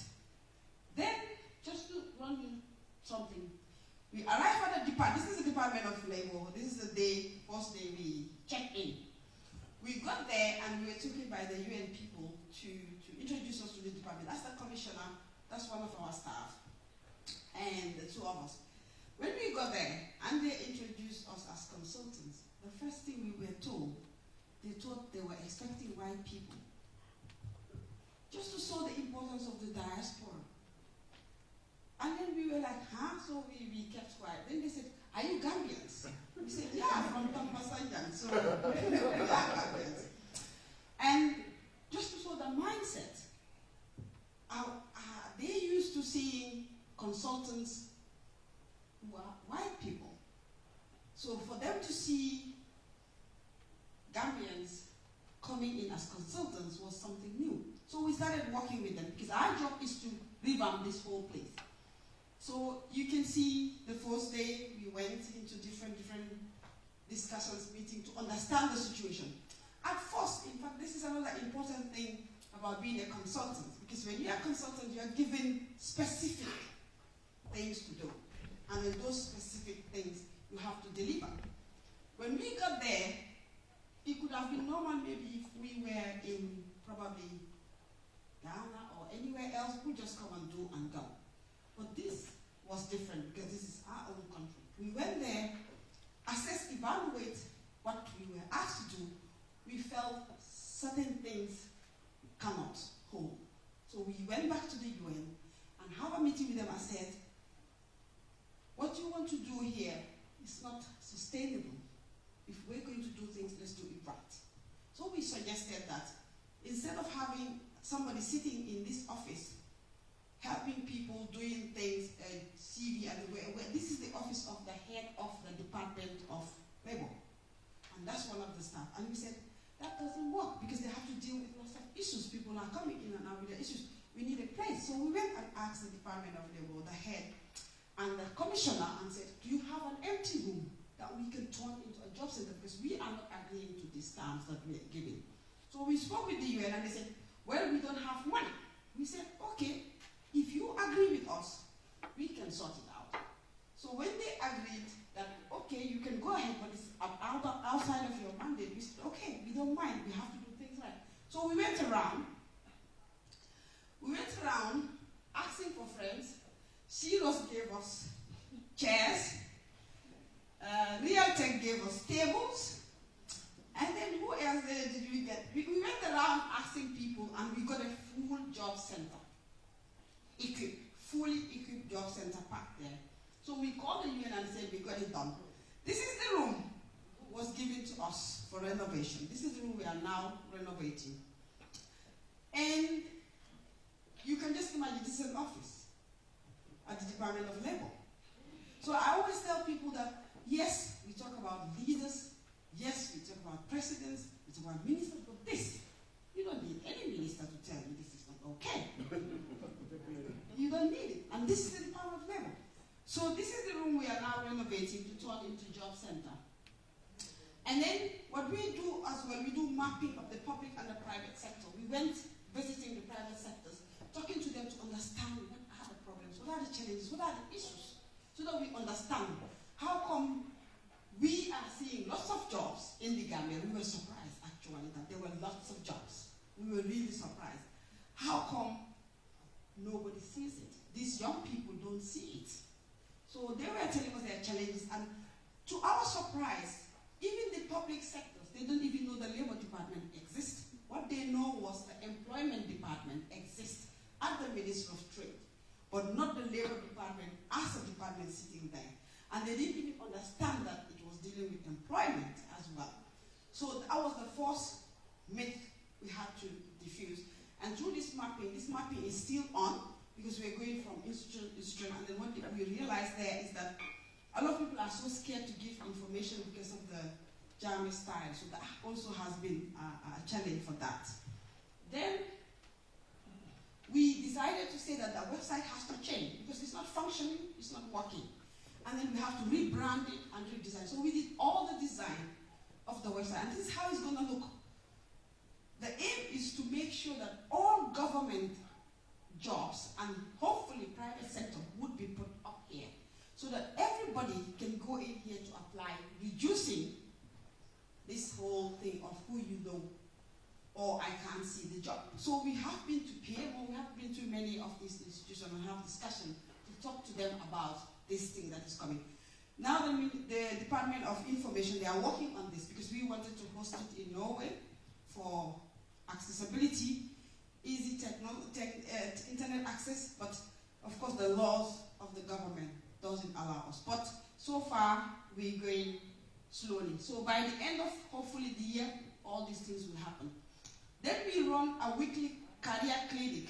Every week in the Labor Department, we run career clinic. Every week there's a topic, either CV or job interview. And you can see all these young people coming there, attending it, the whole career clinic. Then we also do drop-in. Individual people are coming all the way from Birkama to come and be helped to apply for jobs and help fix their CVs and cover letters. That's what happened. These are our staff helping individuals, because every Thursday that is open clinic for people to come in. That's the leadership.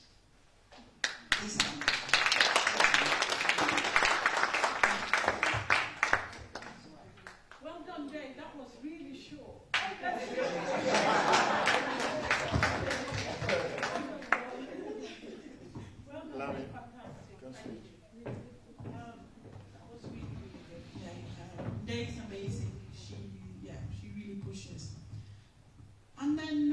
have that wonderful gentleman sitting in the corner.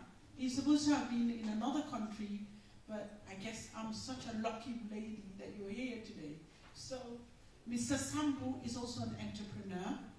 He's interested in the energy sector. I've been witness to all of the ministers that we've had dialogue with, and I'm shocked that still nothing has happened. But you can explain a little bit about your business yourself. Okay. Thank you very much for that introduction. Good evening, ladies and gentlemen. My name is Basil Samuel. I live here in Norway, and I'm very passionate about my country, Gambia.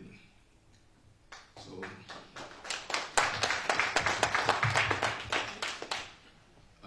my story is linked to the story of a black cat. I don't know how many of you have heard about the story of a black cat. One Toboski, late in the late 70s, when a black cat went into a power engine and there was blackout all over the country. 72, right? So my story is linked to the story. I keep hearing that story, and it's been like 4 decades now, over 4 decades, I think. So I decided to take it upon myself to do something with the issue of the black cat. Because I believe that, the energy sector, is key when it comes to like our socio-economic development, because of the, it's linked to all other sectors of the economy. So I decided to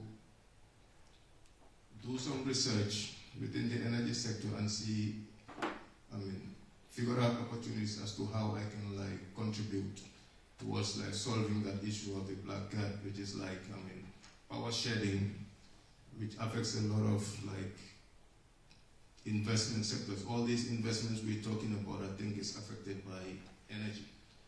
The energy bill of the country is very important. The size of the energy bill is very important as per the output. So, I decided to facilitate and promote like investors towards home to solve that issue, like the energy crisis. And thank God, I succeeded in attracting one of the most reputable companies within the sector, especially, here in Norway, who is involved in like investing in power plants within the sub-Saharan continent. And it's a reputable company with a proven track record. They've built power stations in Ghana, in Uganda. We've delivered, after we've been to Gambia, we've delivered now 3 power stations to Tanzania, 100 megawatts, 150 megawatts, and 185 megawatts gas-fired power stations. So this is a company to be reckoned with. And the sad story is like, they've been to Gambia, and we have been negotiating a contract. We have, over a period of 2 years, we've been there. So we've launched like over a dozen missions back and forth within a year. We've launched 10 missions negotiating a contract with the Ministry of Energy and Nordic. So the process of like, entering into the energy sector of the Gambia, especially, it's regulated in a way that, according to the Electricity Act, it's only, the energy sector is only opened for private sector intervention, only within generation, nothing else.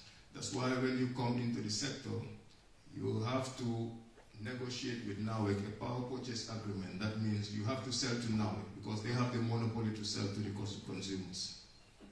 So that's the normal process. So after being successful of, facilitating and promoting, taking these investors to Gambia, they did a fact-finding mission. They went on a fact-finding mission in the first place, and after the fact-finding mission, they found out that yes, there's opportunity, there's a potential for investment, and we wrote a letter, like a TOR, sent a TOR to the Ministry of Energy with regards investing in a 43 megawatts power station, a greenfield power station, a brand new power station.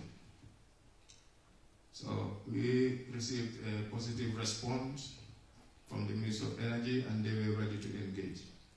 So we went down to Gambia and started negotiating the implementation agreement with the Ministry of Energy. So after 3 months, we reached an agreement, signed the implementation agreement. Then the other agreement, which is the commercial part of the agreement, we need to sign, we need to negotiate with NAWEC. As I mentioned earlier, you always have to sell to NAWEC so that they can sell to consumers. The negotiations went on and we reached consensus on most material issues. But then again, like the gentleman mentioned earlier, there are lots of companies who come to Gambia and want to invest within the energy sector. And he mentioned 54. So there's always a reason why investors don't invest in the energy sector, and it's obvious, and most of them, they know this issue. It's the issue of a bank guarantee. It's just like in any normal business. If you want to, like, for example, buy a product from abroad in trade finance, you always have to provide a bank guarantee or a letter of credit as a security. So that's normal. But in this case, we have an issue. The issue of the energy sector is very critical. We have like both domestic challenges and external challenges. External challenges, I'm talking about like our international partners, for example, the IMF. We have certain policies they put in place because we all know that our fiscal and monetary policies of the Gambia are dictated by the IMF. So most of the issues these investors face is the issue of the bank guarantee. That is the most important issue. So, there's a lot to say about these things, but like I said, my person is there, and the challenges I face, I would want to talk about. And one of the challenges I believe is the lack of political will to say.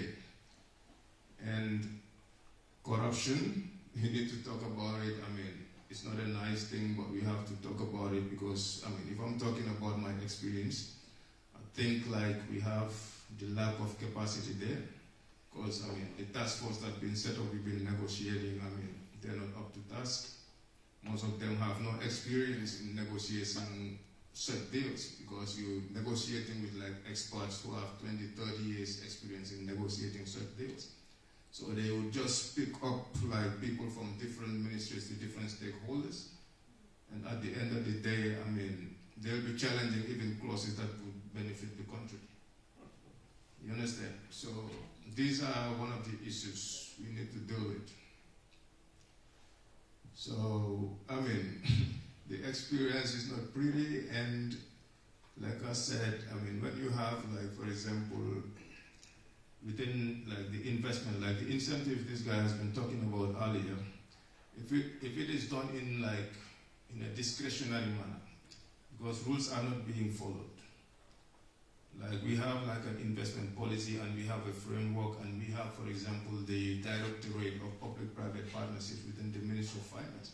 Even the director of that directorate is talking about the risks associated with some of the PPP contracts that are being signed, public-private partnerships contracts that are being signed, because they are not being channeled through the directorate, which is the, let's say, House of Excellence for public-private partnerships. So he is raising this issue that government is entering into contracts that are not even being channeled through the public-private partnership directorate. And car powership, for example, is one of these contracts. And And Gambia has, in terms of this energy issue, Gambia has an updated electricity roadmap. And there, projects are identified, but it's not being followed.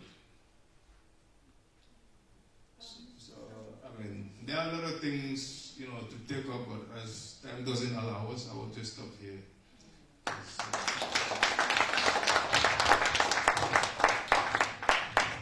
Thank you, Mr. Sambu. Do you, the audience, have any quick questions for Jan Kay, who is CEO of Jagger Designs, Dejawate, CEO of Jobs Consulting, Constantine, the glowing lady, and Mr. Sambu? Does anybody have any questions? I can't get up.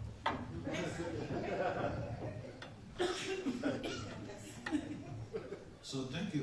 This is just some experience that I wanted to share, and it's directed to Dejawate. Because currently in the system, it's Public Service Commission that appoints people into the public sector. And they also delegate responsibilities to MDAs, to the heads of department or permanent secretaries to appoint from grade 5 and below. But take an example from the Ministry of Health, and I've been complaining about that. We do internal advertisement, and sometimes it even contravenes the GO, the general orders, because by the GO, I don't know whether it's an act or a regulation, any position that is grade 5 and below is delegated to the PS to appoint. But with my experience, people above grade 5, grade 6 and above are even internally reassigned or appointed. I don't know how it happens. So if you set up this website and you don't work on these anomalies, I think it will create problem. So I think you need to liaise with the respective authorities. And then the other implication for this is in the draft constitution, there is a provision to establish different commissions. Teachers Commission, Health Commission, and Agriculture, if I'm right. So you realize that the responsibilities of the Public Service Commission would overlap with these commissions when the constitution is approved in a referendum. So I think we really need to work on that, see where the gray areas are before this system is up and running. I think it's a good idea because I felt that people outside, especially in the diaspora who wants to go back to Gambia and work in the public sector, are not given the opportunities because everything is just internalized. They don't have the chance. And I always argue that if government wants to attract talent and make work very competitive, then they need to open up. Even at the Ministry of Health, I always say, you need to advertise position because that's how you attract talent. But these are issues that perhaps you need to deliberate with the Department of Labor and also the Public Service Commission or PO. Thank you. Thank you, Aslan, for that. Part of the mapping actually is meeting some of these institutions. We had a meeting with the PMO. It was intense, not with us as a company, but with the Department of Labor. I don't know what the issue was. It was really intense, and we felt very uncomfortable because they were at each other. And then the PMO was saying that they also are thinking into having such a platform. And then the commissioner was raising the issue that this has been said for a long time and then it's costing huge sum of money. So if the Department of Labor should have that, then it should be. And then we realized that they were telling us they have jobs that they even have to re-advertise because they didn't have the people for that. And we were surprised. When we asked them as a company, because we were there, we said there were jobs already posted at the billboard they have outside. We said, can we take those jobs and put them on our website so that people can see it? They said, no, we have to do some application processes. And I'm like, what? So we were tired. We didn't want to take the issues. We just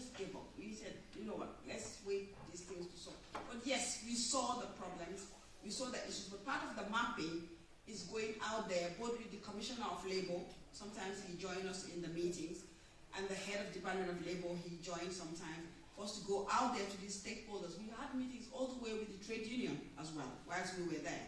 So we take up these issues, and I agree with you, yes. I mean, we realize that there are tensions, even within the government department. Serious issues are there when we were doing this mapping.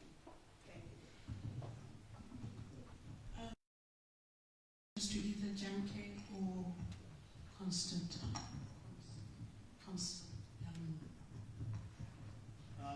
Good evening, ladies and boss. Thank you very much for your contributions. It has been very encouraging. No, just near to the mouth. Very encouraging to come and witness this program. I don't know about when we talk about energy problem in the Gambia,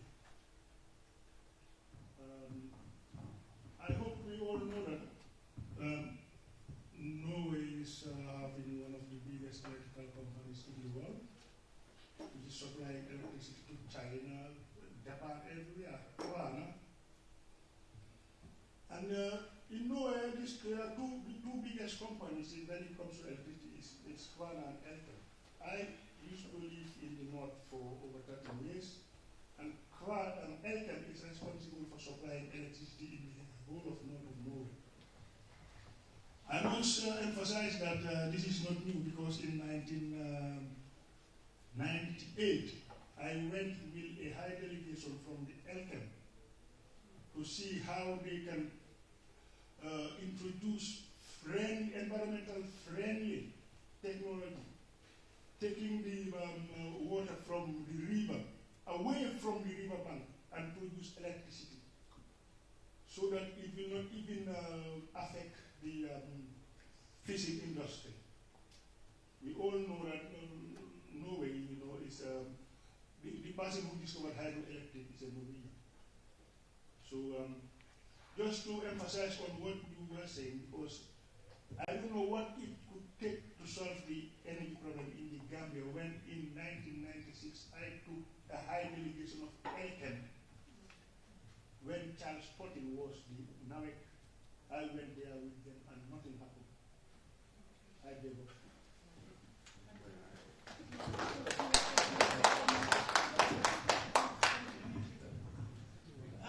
Okay, one last, because we've got one last panel, so and then.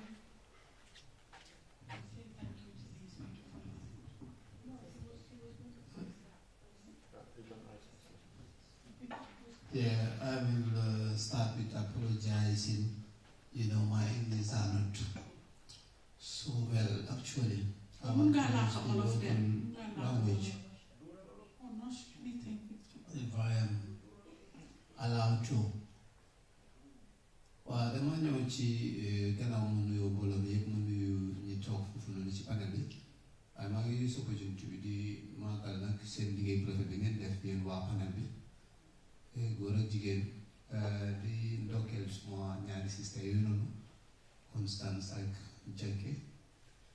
Waaw li ma leen bëgg a laaj mooy naka ngeen xalaatee pour ñun mi nga xam ne ñoo yëngu ci aar bi tam naka lañ mën a jàppalante yéen ba nga xam ne dinañ leen mën a defal lu mel ni advertisement di sol yëre Janke yi di diwoo diwi Constance.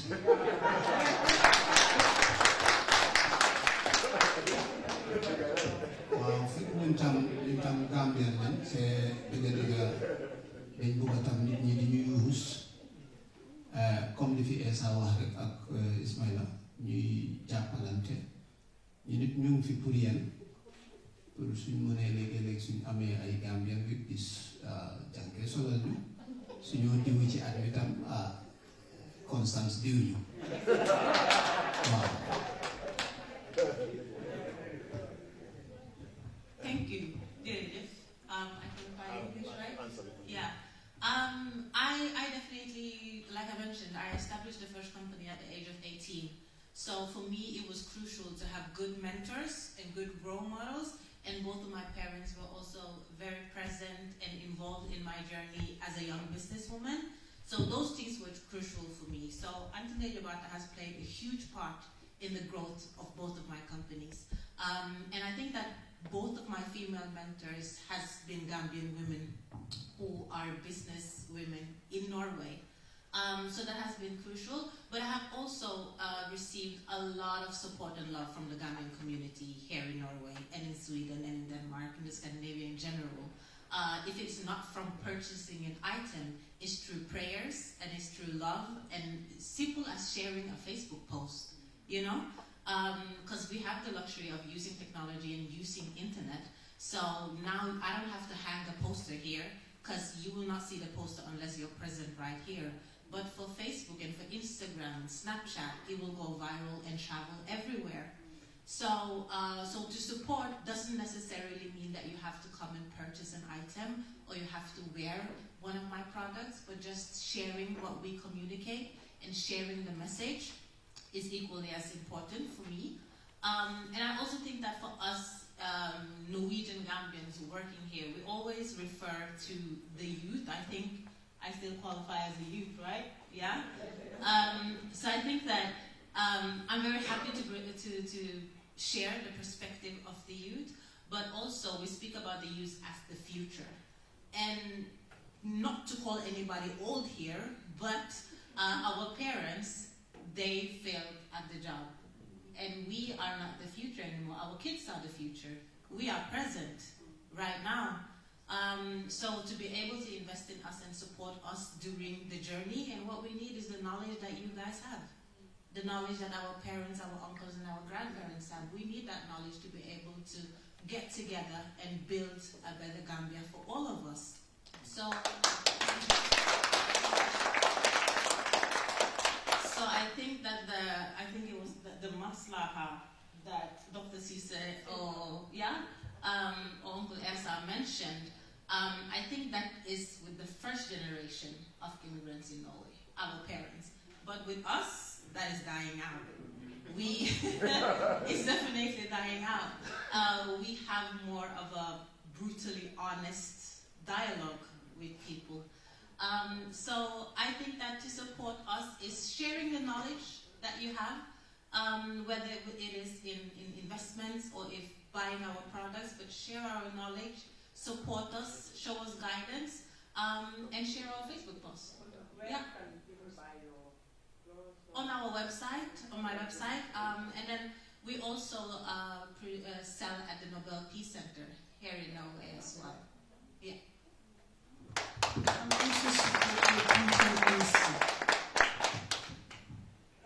Yeah, I think we can change the panel if there are no more questions.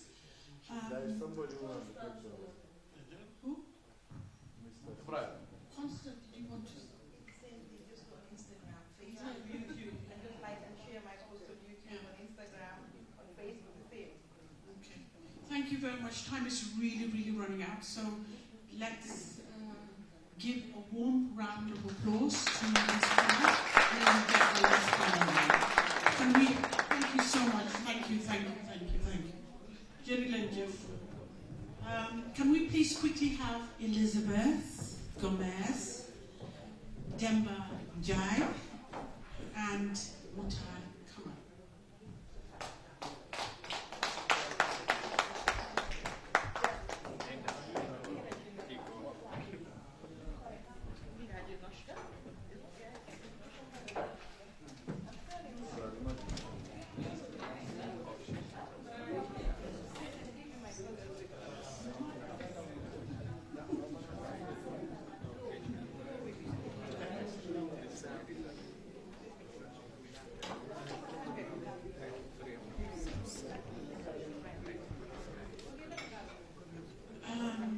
Thank you for that.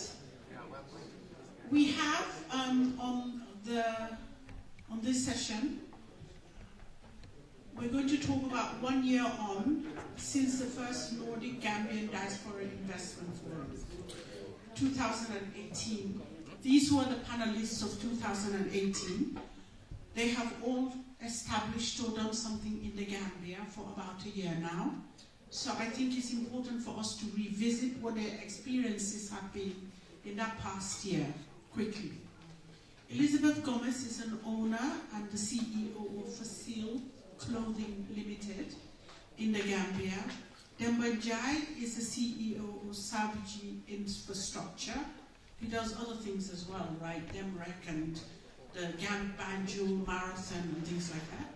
And Mutar Kamara is the CEO of Kamaramat, and you're doing the DHL, what's it called again?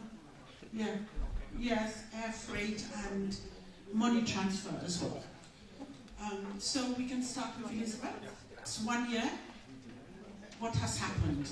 Are you a billionaire? I'm dreaming. What has happened since we were here last year? A lot has happened with regards to the business. We are in production. We've increased our production capacity just through commitment, getting staff to commit and love what they do. We have increased with two more staff on the production side. So I now have 12 staff on production. And we have a monthly capacity of producing 800 items, 800 to 1,000 items a month. And if we're doing t-shirts, we have a capacity of doing 1,000 t-shirts a month. And if it is the underwears, it's around 800. And it depends on how complicated the item is, but t-shirts are very easy to assemble. We have also right now increasing our capacity with machinery, more machinery. I just came from a visit to Shanghai, where I met suppliers, and one of the suppliers that I finally met face to face was someone I bought machinery from, and it was good that I was chosen by the ITC to have the opportunity to go to this big trade fair, which is like China's biggest, with over 140 countries represented, and thousands of businesses. So we're right on track. We are not on track when it comes to sales. We are producing and selling very, very slowly in Gambia. So that is something that we are working on, or I'm very much working on, a lot focused to get sales up. And but I don't see a way of increasing our sales in Gambia. We have a presence in 3 shops in Gambia right now, and we also sell through our own production center. But I've had interest and requests from Senegal, which I'm going to explore when I go back to Gambia, and which are big, very, very, very big accounts that are interested into buying and distributing in Senegal. Yeah. So that's the development, and one promising one that I really have to look into. Yeah. Congratulations on that. Then the CEO of Sabiji Infrastructure. It's been 1 year since the last time you were at this forum. Can you give us an update? Yeah, thank you very much. My name is Demba Jai, and I live in Stockholm, Sweden. So I came all the way from Stockholm. I missed my boat yesterday, which was very unfortunate, but they booked me a flight ticket. So I'm really glad to be here, because the last year was a very good experience, and we discussed many important topics. And I learned a lot from the people that was here, and even this time also. So I'm always glad to be here in Norway, and have to thank Gambia House, Norway, for organizing this kind of seminars. And even I was telling Dejo Bate that if they could also organize something like this in Stockholm, because in Stockholm, yeah, it's very kind of, it's not the same. But anyway, my company name is Sabiji Infrastructure, and I do landscaping like gardening. I design gardens, home gardens, and trim flowers, and like do small construction jobs also. And my other company name is Nordic Sports. I organize marathons and events, sports events. But this time, in 3 weeks' time, I'm organizing the first graffiti and street art festival in Banjul to promote Gambian art and to also give platform to young people so they can express their art, and also promote tourism, local tourism in Banjul, because Banjul, for the last 20, 30 years, Banjul has been ignored or not invested in. So to revive Banjul, we need to be open and then also encourage local tourism, so tourists also can come to Banjul, because many tourists, they just stay in the hotels. And then with this new all-inclusive, many Gambians are complaining that their businesses are not going to be profited from that all-inclusive. But what the Minister of Tourism failed to understand is tourists, they go to Gambia or go to destinies for experiences, not just to be in the hotels or in the beaches. So if you want to get tourists from the hotels and to spend their money outside, you have to provide them with facilities and activities. So this is why it was a concept for me when I was last year when I visited the Spring Beach Festival, Graffiti Festival in Stockholm. I was inspired by that. So this is why this time in Banjul we want to organize the first street art festival. But also Saviji Infrastructure. Let me just take the opportunity to advertise also Saviji Infrastructure. We do facility management. Like if you are in the diaspora and you have a home in Gambia and you want to maintain the infrastructure, we do maintenance and we do gardening, we do painting, we do many maintenance works. So, and our company also is very reliable, and then we give special discount to diasporans also. Thank you. Thank you, Demba. And then we have Muta Kamara. Thank you very much.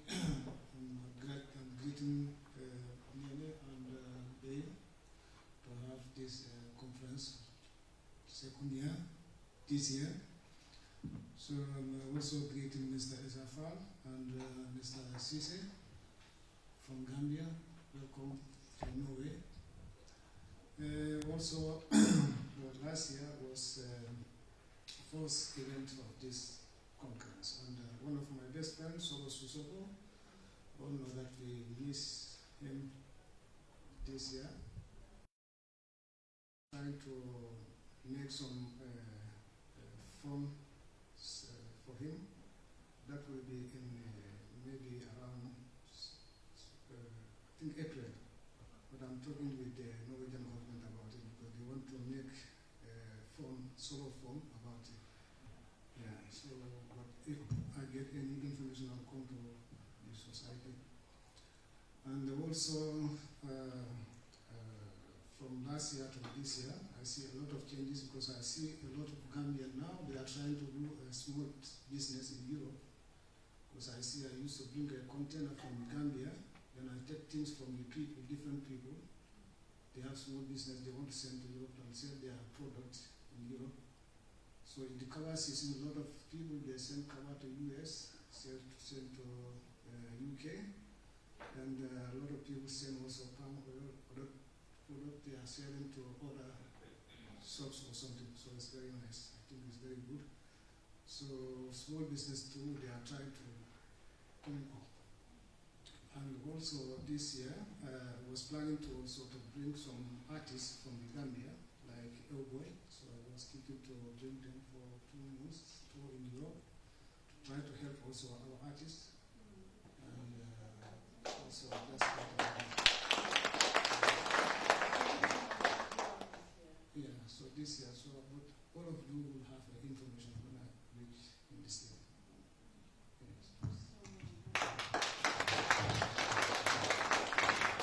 Do we have any final questions to these panelists before we call it quits? Mr. Nom.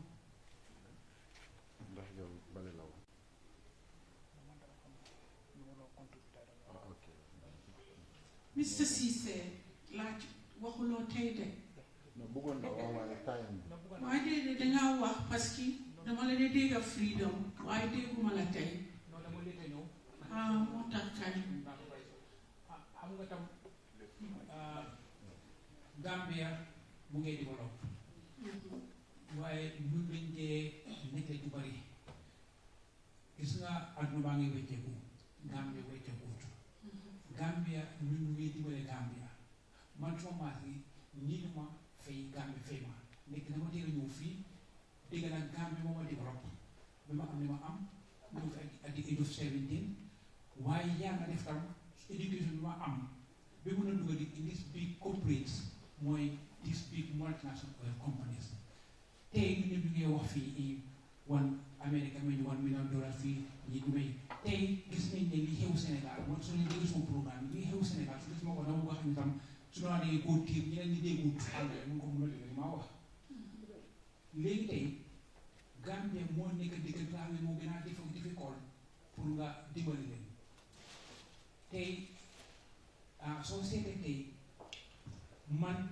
am na lu bari su doon ko ñu ma doon toppa duñ bis dangaa gis ne tey faak compagnie mooy ni faak oil company boobu noonu oil company boo xam ne it was the brink of bankruptcy am tur bu rëy ñëw Gambia di kataa Gambian si di always di wax ne faak discovery faak oil company boo xam ne daal amul dara automatically day in Sénégal waaye discovery bu ñoom defuñ ko operator bi ko lifi ñoom mënuñu use that name ne ñoom ñoo discover oil bi they had only 10% stake in those oil fields waaye faak sax soo gisee ni fa ñëwee dafa nekk loo xam ne Gambia government bis fa xaalis yu bari léegi li xew mooy soo gisee man 75 years ago su doon déglu Fatou Diouf bi ñu waxee ne Erin company bi mooy bi yaay bi ñu yóbboo koot Erin company seen Nigerian moo ko moom Galalawal moo moom de company bi mu ngi doon Kamak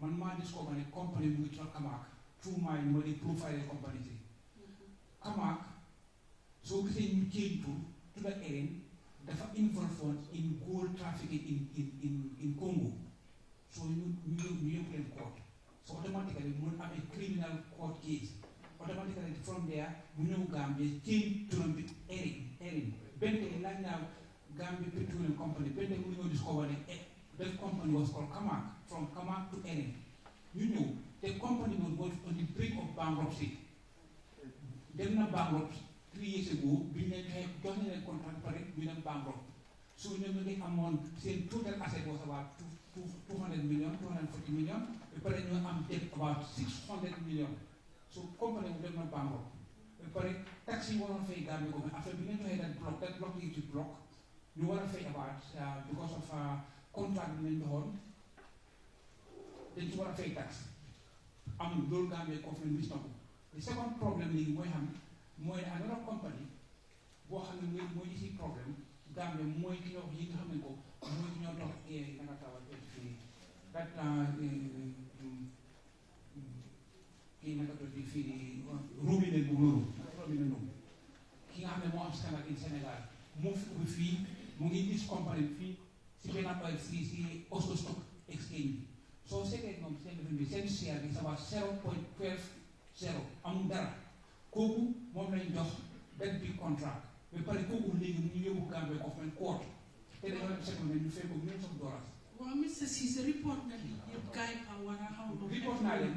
waaw parce que man dama lay dégg yaa ngi ko wax freedom waaye xaw ma dara. ma leen a contact waaye des contact waaye ñu ma leen faale because man dama leen a wan ne li ñoo def dafa am constitution de Gambia ñu ngi seet ñooñu bind naa gars yi ko defuñu ma ba pare bind naa tam pétrole li fi ministre bi tontuñ ma ba pare soo seetee Fafa Sagna. waaye léegi lu tax wax la woon ak Sani last year bi ñu fi nekkoon yaa ngi woon. doxoon naa leen pibo si gis dox naa leen pibo ju bari soo bàyyi xel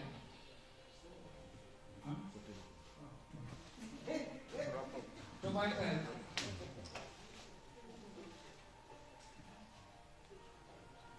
Fafa Sana ñu time ngeen dem de business Fafa Sana ñun ñoo ko indi fi xam nga Gambie bi la dee ñu ngi defal daal ko fi job boo xam ne kenn defal ko gën daal ko fen Fafa Sana moo fi mujjee ñëw fii ak Mama Fafa Sinaté extra justice minister bi so about 14 Gambia su ñu fi def course ñoo petroleum management course naka la ñoo manage our natural resources ñu nako waaye benn tey course bu nga dem because su ñeen seen people si effet ñu war a apply di ko def soo paree di fo léegi dañ ko yónni day jobaate Gambia House léegi nii di another thing mooy last time suñu parlement bi Fafa Sagan isi fa ak British Petroleum pour ñu di our parliamentarians how to manage our natural resources. The oil companies do not teach you how to manage our natural resources. The only thing they do is how to exploit us. But it was very wrong. But if you have a fee, we have definitely negotiation fee. Boom after the queue at petroleum delivery. Pour ñu jox ñu experts ñu dem Gambia government ñu dem Gambia waxa ñoom ñu def seen presentation ici parliamentarians yi ñoom ñu def because they are lawmakers pour ñu teach us how to manage our natural resources lii moo neex Gambia dañ leen dimbale waaye bu la thank you Mr. jërëjëf ñu bari xam ko gis nga Gambia ñaari hôtel yooyu noonu Kerewa bi hotel ak fii nii ak Kerewa bi ak fii nii Sénégal bi xam nga ne ñëw nañ comme benn ñëw nañ waaw xam nañ ko waaw boobu noonu bi nga gis ne day waaye am nañ teg ci waaye benn tey gànn ko fi mu laaw dara ba pare ñetteel bi tam vraiment bay 1 minute rek Mr. Cissé may naa la lu bari di more than 1 minute waaw ñu ne ñu pare léegi so léegi xam nga time bi moo dem so waaye jërëjëf dinaa la continue di déglu Freedom keep it up thank you everybody for coming